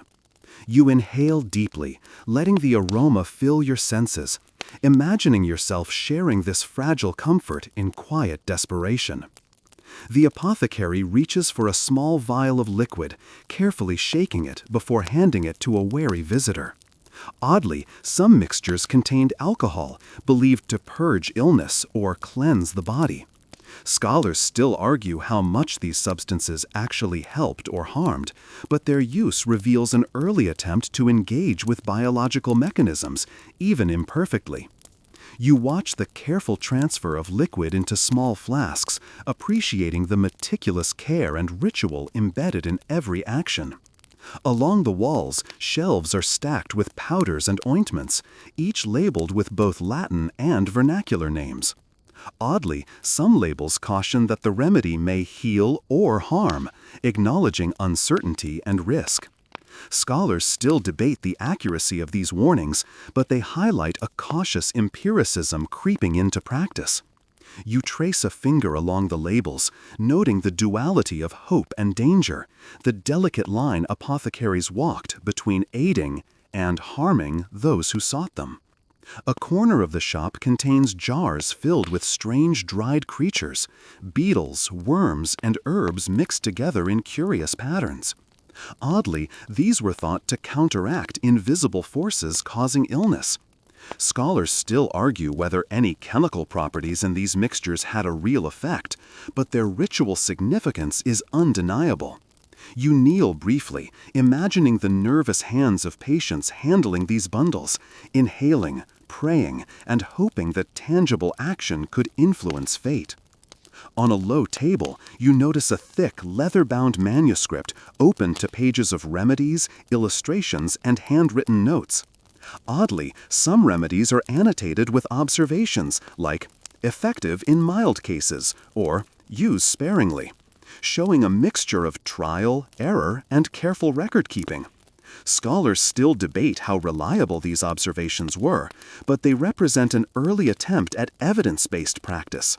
You lean closer, imagining the painstaking attention required to document results, blending observation with hope and caution. The apothecary gestures toward a bowl of steaming liquid, herbs floating atop.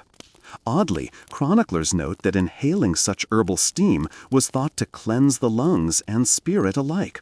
Scholars still argue about its practical efficacy, but you sense the comforting ritualistic value of these acts. You imagine bending over the bowl, the scent filling your nose, mingling with the ambient fear and determination of a world fighting an invisible enemy.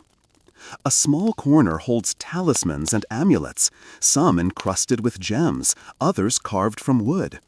Oddly, patients sometimes combined remedies with charms, using both hands-on treatment and symbolic protection. Scholars still debate the psychological versus medical benefits, but the interplay between faith and practice is undeniable.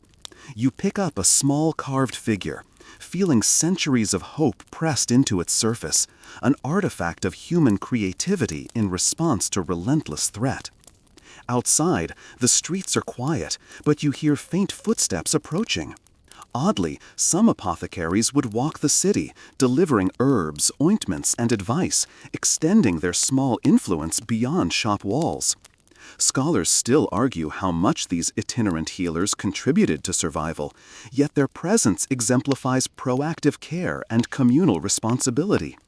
You imagine shadowy figures moving along fog-laden alleys, passing small parcels of hope to those in need, balancing caution with compassion. You wander back inside, noticing a ledger recording daily transactions and observations. Oddly, it contains notes about who received remedies, which symptoms appeared most frequently, and occasional personal commentary, patient grim but hopeful. Scholars still debate the accuracy of these records, yet the dedication to meticulous documentation reflects an emerging scientific curiosity. You watch imagined scribbles filling pages, realizing that even amidst fear, humans sought to understand patterns, outcomes, and remedies. A small window lets in a weak morning light, dust motes dancing in the beam. Oddly, chroniclers mention that apothecaries sometimes experimented with combinations of herbs, observing reactions and adjusting formulations. Scholars still argue whether such experimentation had lasting effects on medical practice, but the creative and empirical approach is evident. You lean closer, imagining the delicate adjustments made with cautious hands, each change an act of curiosity against the unseen foe. Finally, you step back, inhaling the layered scents of dried herbs, powders, and warm wax. Oddly, the apothecary embodies both human fear and ingenuity, blending ritual, observation, and practical experimentation. Scholars still argue the efficacy of many remedies, but the persistence of these practices reveals a deep human desire to act, to intervene, to create some sense of control. You exhale slowly, letting the aromas, quiet focus, and meticulous care envelop you, understanding the delicate interplay of hope, science, and superstition that kept communities tethered to survival in uncertain times. You linger a moment longer, observing jars, manuscripts, and steaming bowls, the flickering candlelight casting elongated shadows across shelves. Oddly, the shop is both sanctuary and laboratory, a place where humanity confronted mortality directly, crafting tangible responses to intangible threats. You breathe deeply, absorbing centuries of trial, error, and courage, feeling a subtle reassurance that even amid fear, action can transform despair into determination. You wander into a wide, cobblestone marketplace, eerily empty except for a few cautious vendors behind shuttered stalls. Oddly, the air smells faintly of herbs, spoiled food, and damp stone, a mix of survival and decay. Scholars still debate how marketplaces influence the spread of plague, noting both risk and necessity. Yet these spaces remain central to understanding the rhythm of medieval life under threat. You step carefully between overturned barrels and scattered debris, imagining the once bustling market now hushed, a stage for fear and observation. Along one stall, you notice baskets of root vegetables and dried herbs left as offerings to passers-by. Oddly, chroniclers describe villagers leaving small amounts of food untouched for the sick or quarantined, blending practical care with ritual. Scholars still argue whether these acts of generosity had measurable effects on survival, but their cultural significance is clear. You imagine the nervous hands placing a bundle of carrots or sage, the delicate balance between generosity and self-preservation ever present. A few merchants, masked with cloths or veils, cautiously display wares from behind tables. Oddly, some were accused of hoarding or spreading disease intentionally, a stark reminder of fear shaping social judgment. Scholars still debate the accuracy of these accusations, yet the effect on communal trust was profound. You picture yourself navigating the narrow aisles, sensing tension and suspicion lingering in the air like a tangible fog, aware that fear itself could be as contagious as the plague. Near a fountain in the center, you notice small bundles of fragrant herbs, lavender, rosemary, and thyme, placed by anonymous hands. Oddly, these were intended both to cleanse the air and soothe anxious minds. Scholars still argue whether scent-based methods had practical efficacy, but the psychological reassurance they provided cannot be discounted. You pause, inhaling the mingling fragrances, imagining centuries of hands carefully arranging these bundles, a quiet resistance against panic and despair. The market's upper gallery is lined with wooden boards, marking quarantine notices and death tallies. Oddly, these stark records serve as both warning and grim documentation, reminding citizens of the cost of neglect. Scholars still debate whether public posting of such information influenced behavior positively or fueled fear, yet you sense the importance of transparency in an era lacking modern data. You trace the faded chalk lines with your eyes, each number a reminder of lives lost and lessons learned. You pass a stall where dried insects, powders, and unusual ointments are displayed. Oddly, some remedies blend superstition and observation, ground minerals mixed with herbs thought to repel illness or spirits. Scholars still argue about efficacy, but these combinations illustrate a deep human attempt to control chaos. You imagine careful hands selecting items for patients, balancing hope, fear, and tradition in each choice. The market a hub of survival strategy and cultural ritual. In a shadowed corner, a solitary figure whispers to customers, sharing advice, warnings, and observations about who is sick and where. Oddly, this informal communication network resembles early contact tracing, though wrapped in rumor and conjecture. Scholars still debate the reliability of such reports, but you feel the ingenuity. Communities leveraged conversation and observation as tools against the unseen threat. You imagine leaning in to hear whispered guidance, aware that every word could influence life or death. A distant bell tolls, echoing across the market square, marking both hours and cautionary rituals. Oddly, some merchants incorporate prayer into daily routines, sprinkling holy water over wares or reciting protective incantations. Scholars still argue about the practical effect of these rituals, yet the integration of faith and commerce shows resilience and adaptability. You wander slowly, noting the rhythmic patterns of trade, ritual, and observation coexisting in the shadow of mortality. A narrow lane leading from the square contains piles of discarded goods and remnants of abandoned stalls. Oddly, some items are intentionally left for those in quarantine, a silent network of generosity and survival. Scholars still debate the efficacy of such indirect aid, but the social cohesion it fosters is evident. You imagine careful hands selecting bread or herbs from these piles, the quiet acts of care threading together a frayed community under immense pressure. Along the edges of the market, cats and dogs roam freely, scavenging among debris. Oddly, chroniclers often note their behavior as informal indicators of danger. Animals avoiding certain areas might signal illness or contamination. Scholars still argue whether these observations had practical value, yet the instinctive attention to environmental cues reveals human adaptability. You kneel briefly, observing a cautious cat sidestepping a damp corner, and feel a connection between animal intuition and human ingenuity. You wander past an empty well where water ripples faintly. Oddly, residents sometimes placed herbs or coins in the water to cleanse it, a blend of ritual and practical hygiene. Scholars still argue effectiveness, but the act reflects the human urge to act in face of uncertainty.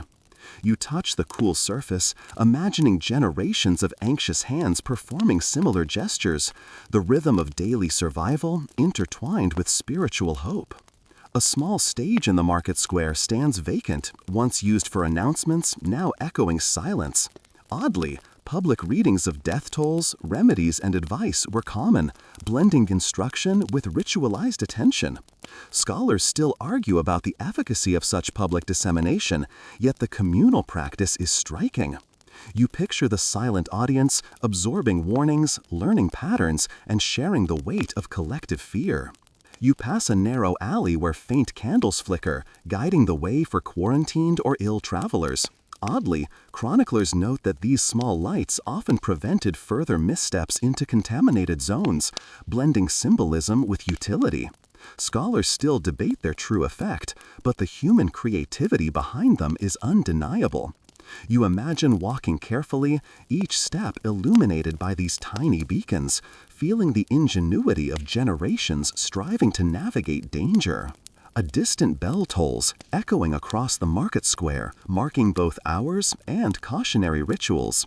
Oddly, some merchants incorporate prayer into daily routines, sprinkling holy water over wares or reciting protective incantations. Scholars still argue about the practical effect of these rituals, yet the integration of faith and commerce shows resilience and adaptability. You wander slowly, noting the rhythmic patterns of trade, ritual, and observation coexisting in the shadow of mortality. A narrow lane leading from the square contains piles of discarded goods and remnants of abandoned stalls. Oddly, some items are intentionally left for those in quarantine, a silent network of generosity and survival. Scholars still debate the efficacy of such indirect aid, but the social cohesion it fosters is evident. You imagine careful hands selecting bread or herbs from these piles, the quiet acts of care threading together a frayed community under immense pressure. Along the edges of the market, cats and dogs roam freely, scavenging among debris. Oddly, chroniclers often note their behavior as informal indicators of danger. Animals avoiding certain areas might signal illness or contamination. Scholars still argue whether these observations had practical value, yet the instinctive attention to environmental cues reveals human adaptability. You kneel briefly, observing a cautious cat sidestepping a damp corner, and feel a connection between animal intuition and human ingenuity. You wander past an empty well where water ripples faintly. Oddly, residents sometimes placed herbs or coins in the water to cleanse it, a blend of ritual and practical hygiene. Scholars still argue effectiveness, but the act reflects the human urge to act in face of uncertainty. You touch the cool surface, imagining generations of anxious hands performing similar gestures, the rhythm of daily survival intertwined with spiritual hope. A small stage in the market square stands vacant, once used for announcements, now echoing silence. Oddly, public readings of death tolls, remedies, and advice were common, blending instruction with ritualized attention. Scholars still argue about the efficacy of such public dissemination, yet the communal practice is striking. You picture the silent audience, absorbing warnings, learning patterns, and sharing the weight of collective fear. You pass a narrow alley where faint candles flicker, guiding the way for quarantined or ill travelers. Oddly, chroniclers note that these small lights often prevented further missteps into contaminated zones, blending symbolism with utility. Scholars still debate their true effect, but the human creativity behind them is undeniable. You imagine walking carefully, each step illuminated by these tiny beacons, feeling the ingenuity of generations striving to navigate danger.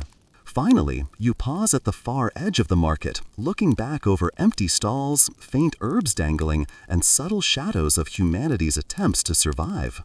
Oddly, the market of misfortune embodies both dread and determination, commerce and ritual, isolation and care.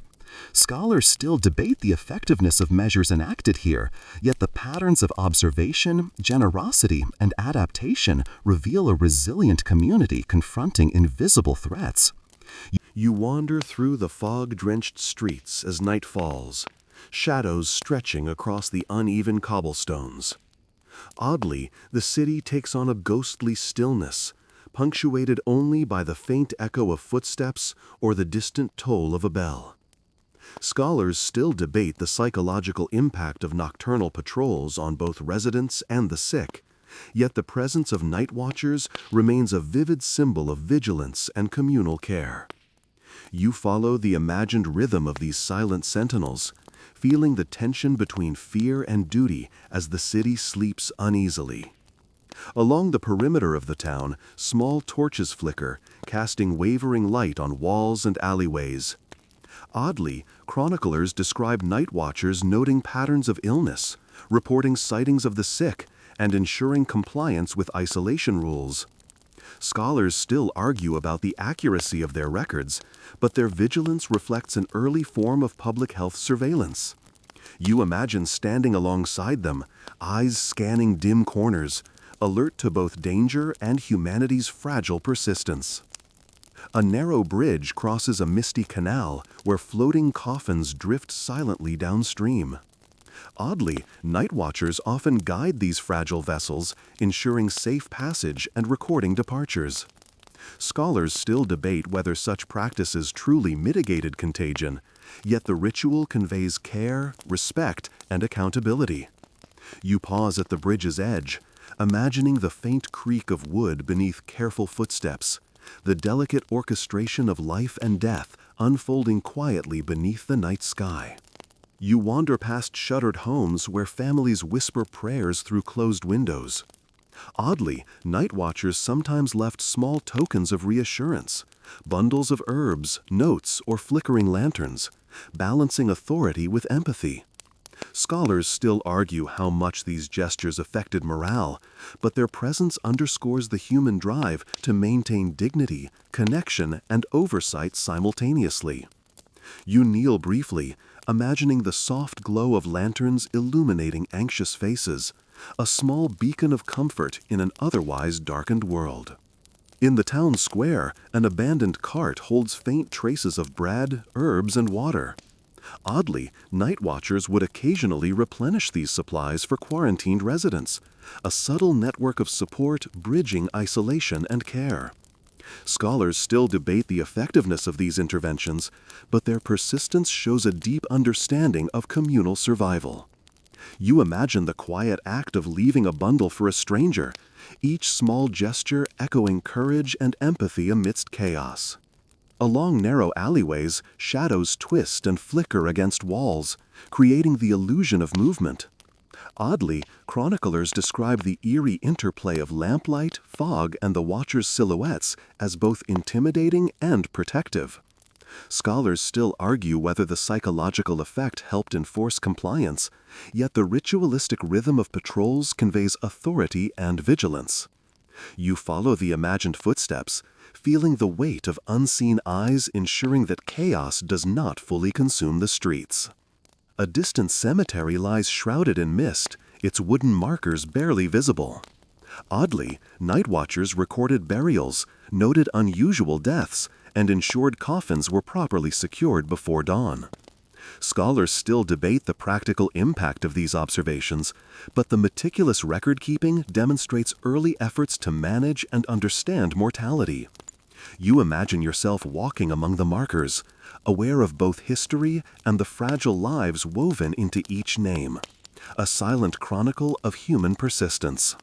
Near the canal's edge, faint lanterns illuminate tiny boats preparing to carry the dead to mass graves. Oddly, night watchers sometimes accompany these vessels, ensuring order and ritual amidst grim necessity. Scholars still argue the effectiveness of these measures, yet the coordination and care reflect a profound understanding of mortality management. You linger on the bank, the faint lapping of water mingling with your own quiet heartbeat, imagining centuries of careful navigation between life and death. In shadowed alleyways, you notice small collections of herbs, stones, and charms left outside doors. Oddly, these were sometimes placed by night watchers themselves to provide protection or comfort for those too weak to leave their homes. Scholars still debate their efficacy, but the blending of practical support and symbolic care is evident. You bend to examine the bundles, feeling the intention behind them, a subtle testament to human ingenuity in the face of relentless threat. Along the streets, you encounter faint chalk marks, arrows, and symbols guiding the sick or indicating risk zones. Oddly, chroniclers report that night watchers maintained these markings, updating them as situations changed. Scholars still argue how much these interventions reduced transmission, but the system reveals a remarkable coordination between observation, communication, and action. You trace the chalk with your eyes, imagining the careful updates made under the pressure of fear, the lines both warning and protecting. A distant bell tolls, its vibration echoing across empty courtyards and narrow lanes. Oddly, the toll marks both time and ritual, signaling watchers' rotations, curfews, or moments of collective reflection. Scholars still argue the behavioral effect, yet the rhythm of sound provides structure in a world dominated by chaos and uncertainty.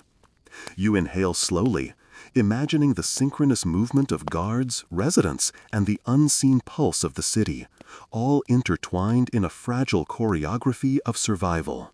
You wander past shuttered apothecaries, their windows fogged, herbs silhouetted in dim light candlelight. Oddly, night watchers sometimes consulted these shops, collecting remedies or advice for the sick and isolated. Scholars still debate the influence of these interactions on outcomes, yet the intersection of vigilance, care, and practical knowledge is undeniable. You imagine whispered instructions and careful deliveries, an intricate network of observation, medicine, and empathy. In narrow squares, children peek from behind corners, wide-eyed and curious. Oddly, night watchers gently redirect them, teaching caution without instilling panic, an early form of public education under duress. Scholars still argue whether such interactions shaped societal awareness, yet the effort highlights both responsibility and compassion.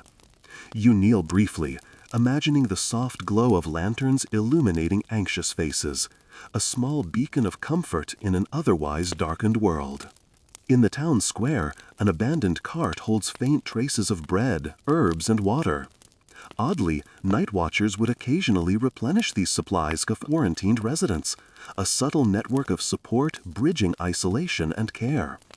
Scholars still debate the effectiveness of these interventions, but their persistence shows a deep understanding of communal survival.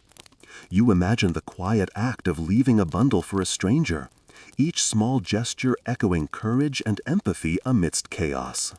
Along narrow alleyways, shadows twist and flicker against walls, creating the illusion of movement.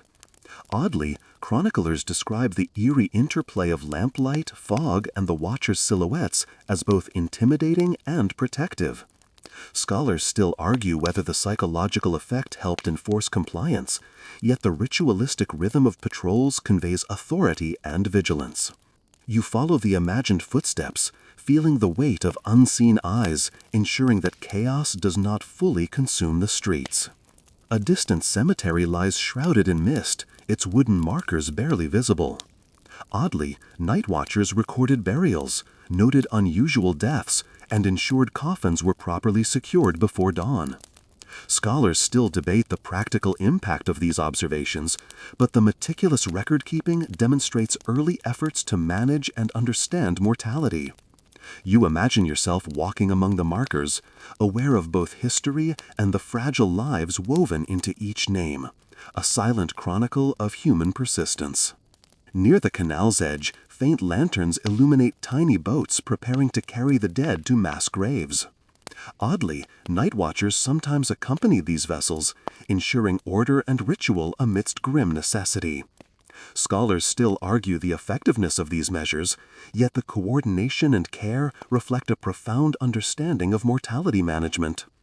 You linger on the bank, the faint lapping of water mingling with your own quiet heartbeat, imagining centuries of careful navigation between life and death. In shadowed alleyways, you notice small collections of herbs, stones, and charms left outside doors. Oddly, these were sometimes placed by night watchers themselves to provide protection or comfort for those too weak to leave their homes. Scholars still debate their efficacy, but the blending of practical support and symbolic care is evident. You bend to examine the bundles, feeling the intention behind them, a subtle testament to human ingenuity in the face of relentless threat. Along the streets, you encounter faint chalk marks, arrows, and symbols guiding the sick or indicating risk zones. Oddly, chroniclers report that night watchers maintained these markings, updating them as situations changed. Scholars still argue how much these interventions reduced transmission, but the system reveals a remarkable coordination between observation, communication, and action. A solitary bell tolls, its vibration echoing across empty courtyards and narrow lanes. Oddly, the toll marks both time and ritual, signaling watchers' rotations, curfews, or moments. You wander through the fog-laden streets as the distant sun dips below the horizon, shadows stretching like long fingers across cobblestones. Oddly, the unmistakable silhouette of a plague doctor appears ahead, a tall figure draped in dark robes, the iconic beaked mask obscuring expression and identity. Scholars still debate the actual efficacy of these masks and garments, yet their presence embodies both fear and ingenuity. You step closer, imagining the combination of dread and respect that these figures inspired in medieval towns. The beak of the mask is stuffed with herbs, lavender, rose, and thyme, thought to purify the air and shield the wearer from miasma. Oddly, chroniclers note that some doctors carried pomanders of fragrant substances in addition to masks, a blend of ritual, superstition, and early understanding of contagion. Scholars still argue how much these measures actually protected against plague, but the effort reflects an adaptive, empirical approach to an invisible enemy. You inhale faintly, imagining the mingling scents of herbs, smoke, and damp streets swirling around the masked figure. You follow the doctor into a narrow alley where they check on the sick in small, dimly lit rooms. Oddly, the long wooden staff they carry serves both to examine patients from a safe distance and to fend off panicked individuals. Scholars still debate the utility of such tools, yet the design demonstrates a careful consideration of risk and human behavior. You watch the imagined interaction, the cautious movements, and the quiet negotiation of proximity and protection. Along the walls, small inscriptions and symbols hint at prior visits by similar doctors. Oddly, chroniclers recorded patients noting the particular gestures, approaches, and herbal preparations each doctor favored. Scholars still argue whether these observations influenced later medical practice, but you sense a subtle accumulation of knowledge passed quietly from patient to patient, town to town. You trace the faded symbols with your eyes, feeling the invisible threads connecting generations of medical observation. The plague doctor pauses at a doorway, peering inside before stepping cautiously in. Oddly, some masks were customized with colored lenses or additional layers to reduce exposure to sunlight and airborne particles. Scholars still debate whether these adaptations materially improved survival, yet the innovation reveals both creativity and determination. You follow the imagined careful movements, each step deliberate, measured, and informed by fear and knowledge. In a courtyard, the doctor notes symptoms, scribbles on a small notebook, and distributes small poultices or herbal remedies. Oddly, these treatments blend observation and superstition.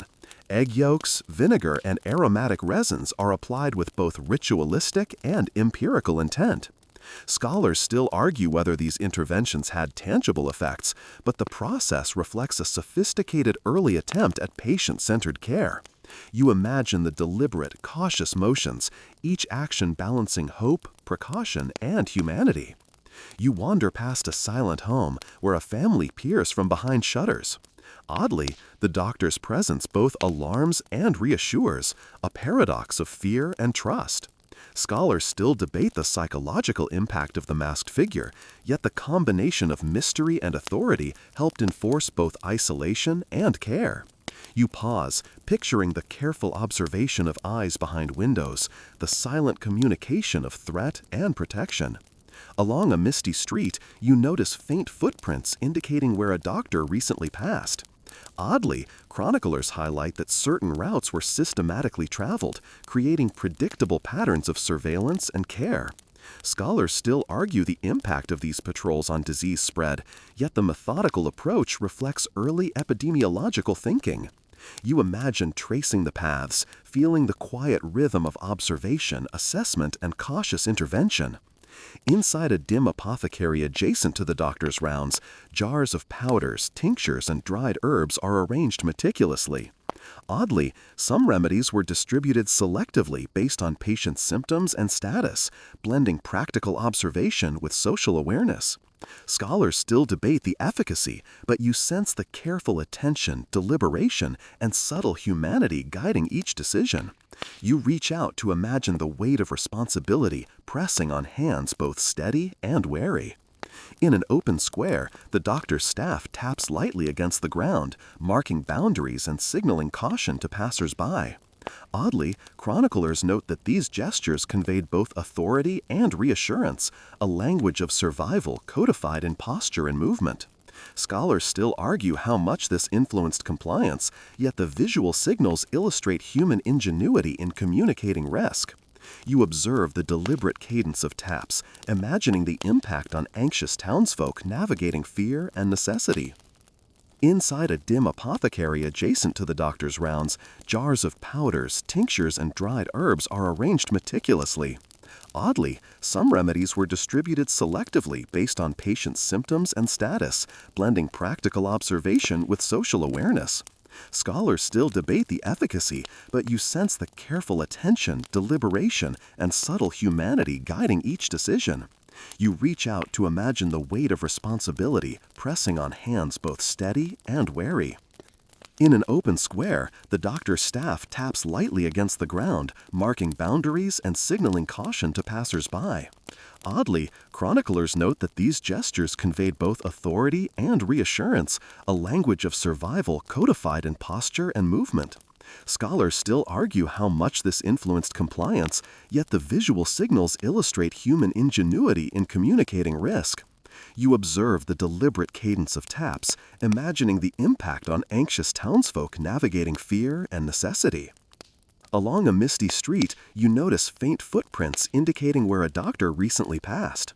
Oddly, chroniclers highlight that certain routes were systematically traveled, creating predictable patterns of surveillance and care. Scholars still argue the impact of these patrols on disease spread, yet the methodical approach reflects early epidemiological thinking. You imagine tracing the paths, feeling the quiet rhythm of observation, assessment, and cautious intervention. Inside a dim apothecary adjacent to the doctor's rounds, jars of powders, tinctures, and dried herbs are arranged meticulously. Oddly, some remedies were distributed selectively based on patients' symptoms and status, blending practical observation with social awareness. Scholars still debate the efficacy, but you sense the careful attention, deliberation, and subtle humanity guiding each decision. You reach out to imagine the weight of responsibility pressing on hands both steady and wary. You wander through the hushed streets as dawn begins to break, pale sunlight filtering through mist and fog. Oddly, the city feels alive again, yet traces of fear and absence linger in every corner. Scholars still debate the accuracy of survivors' accounts, noting that memory and trauma often colored retellings. Yet these tales provide a vivid window into daily life under relentless threat. You listen closely, imagining voices carried on the wind, fragments of whispered recollections threading through empty alleys. Along the quay, you encounter old markers, small stones placed where families lost loved ones. Oddly, survivors often left notes or mementos, blending remembrance with ritualized grief. Scholars still argue about the social function of these practices, but you feel their psychological significance, a fragile human effort to assert continuity in a world otherwise ruled by death. You kneel beside a marker, imagining centuries of quiet mourning, the resilience of memory persisting despite devastation. In narrow streets, you hear echoes of whispered advice, which water sources were safest, which neighborhoods to avoid, subtle hints passed among neighbors. Oddly, chroniclers describe these exchanges as vital survival tools, carrying both practical and moral guidance. Scholars still debate how widespread and reliable these networks were, but you sense the ingenuity in collective memory and shared vigilance. You imagine leaning in to catch fragments of these murmured lessons, absorbing knowledge wrapped in fear and hope. Along the markets, you notice faint chalk marks and signs of makeshift memorials. Oddly, survivors sometimes use these to mark safe zones or relay advice to travelers, a silent, shared language of caution. Scholars still debate their effectiveness, but the ingenuity of these methods is clear. Communities adapted observation into codified communication. You trace the lines with your eyes, sensing centuries of tacit knowledge embedded in the markings, guiding cautious footsteps through treacherous spaces. Near an abandoned well, you observe faint bundles of herbs and offerings.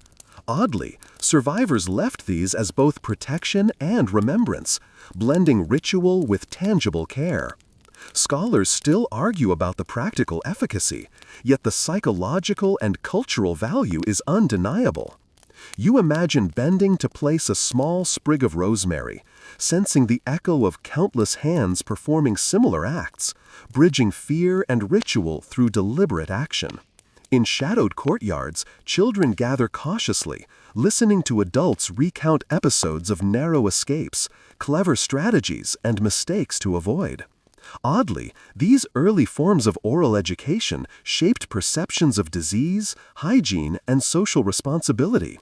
Scholars still debate the long-term impact, yet you sense a profound continuity.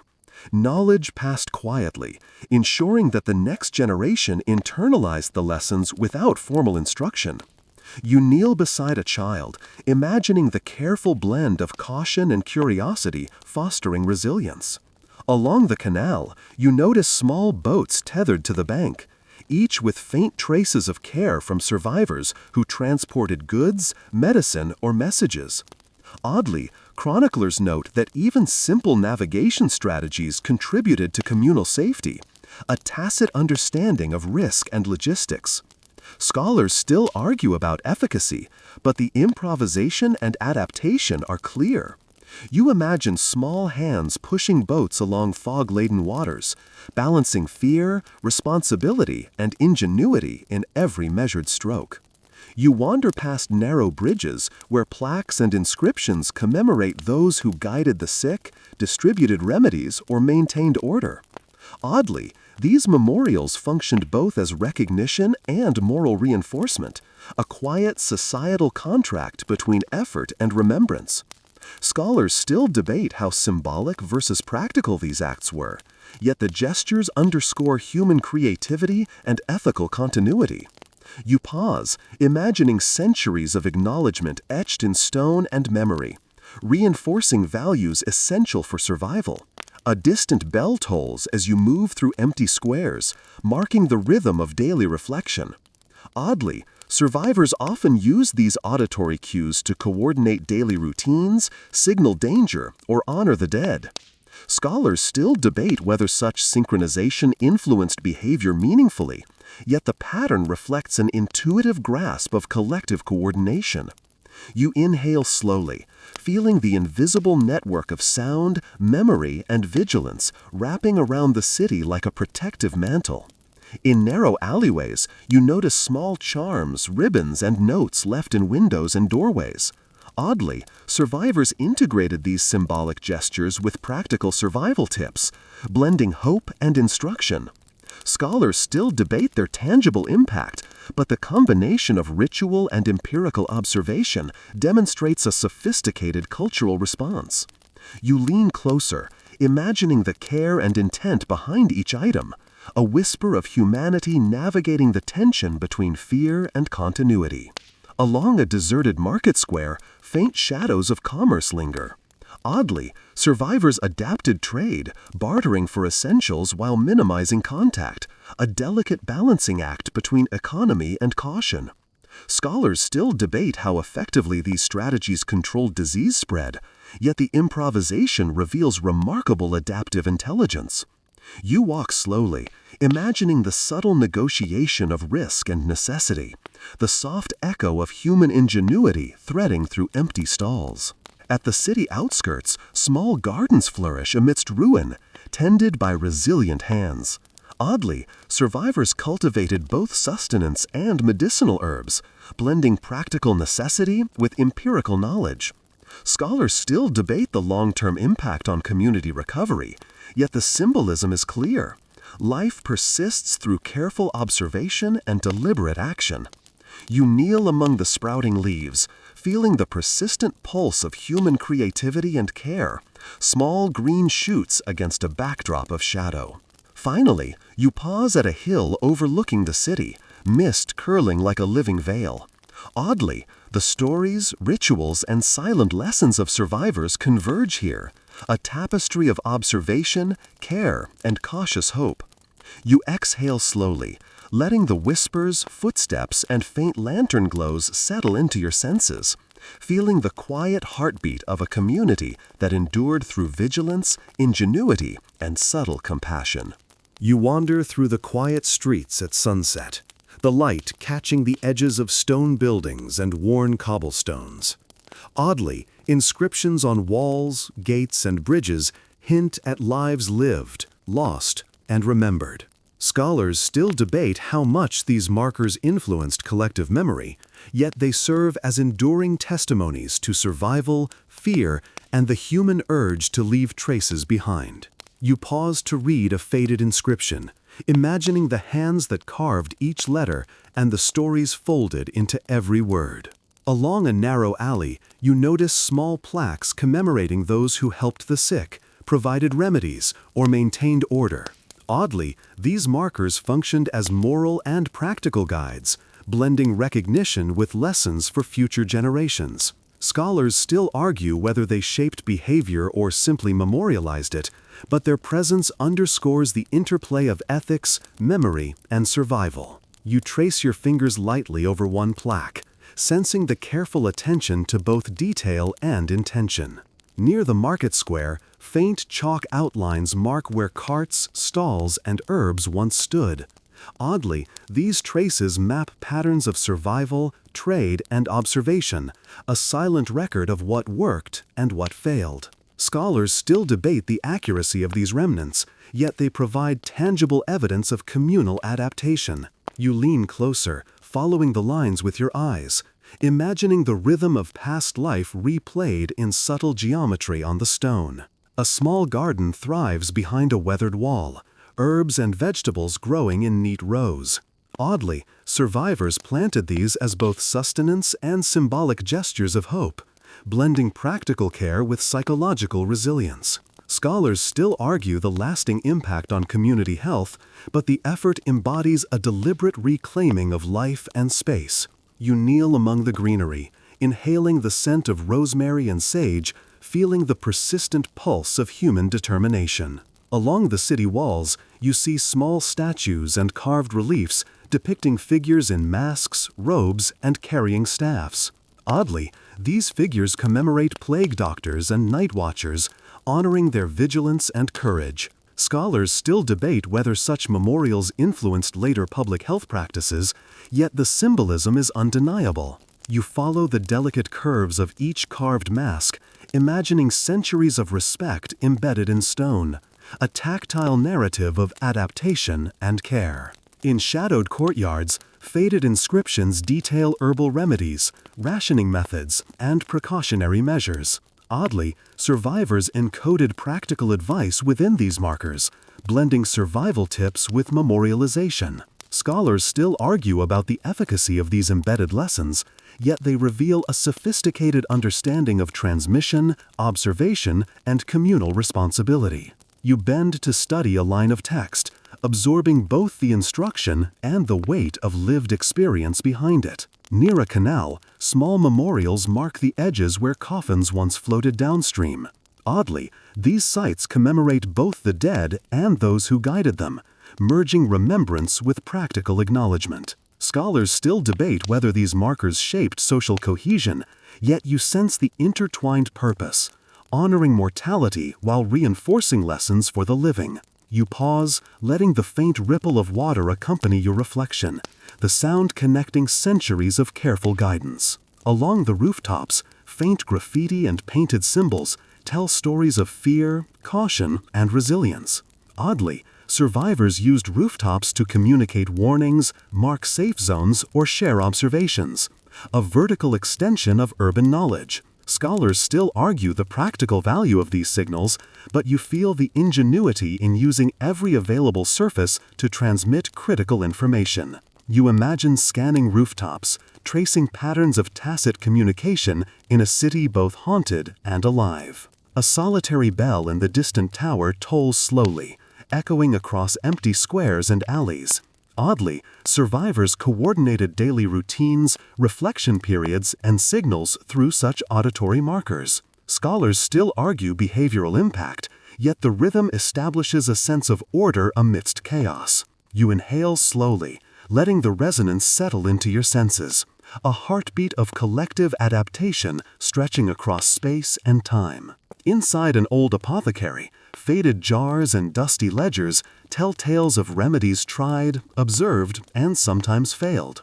Oddly, these records preserved lessons that informed future generations, blending empirical observation with ritualized practice. Scholars still argue about the reliability of these notes, yet you sense the continuity of knowledge, painstakingly curated by human hands striving against uncertainty. You reach out, imagining the weight of each decision, each blend of herbs, each careful annotation. Near a quiet chapel, etched stones commemorate the dead, the healed, and the vigilant. Oddly, the ritualization of memory merges ethical guidance, historical record, and communal cohesion. Scholars still argue how much ritual shaped behavior, yet the intent is clear. Survival depended not only on observation, but on remembering, codifying, and honoring lessons learned. Along the alleys, surviving families and children carefully maintain small markers, herbs, and memorials, keeping memory alive and actionable. Oddly, these practices preserved both emotional and practical knowledge, teaching caution, care, and responsibility across generations. Scholars still argue about their measurable impact, but the continuity they represent is profound. You trace a small bundle left by a child, feeling the deliberate interweaving of hope, guidance, and remembrance. On a hill overlooking the city, you pause to absorb the vast tapestry of stone, herb, and shadow.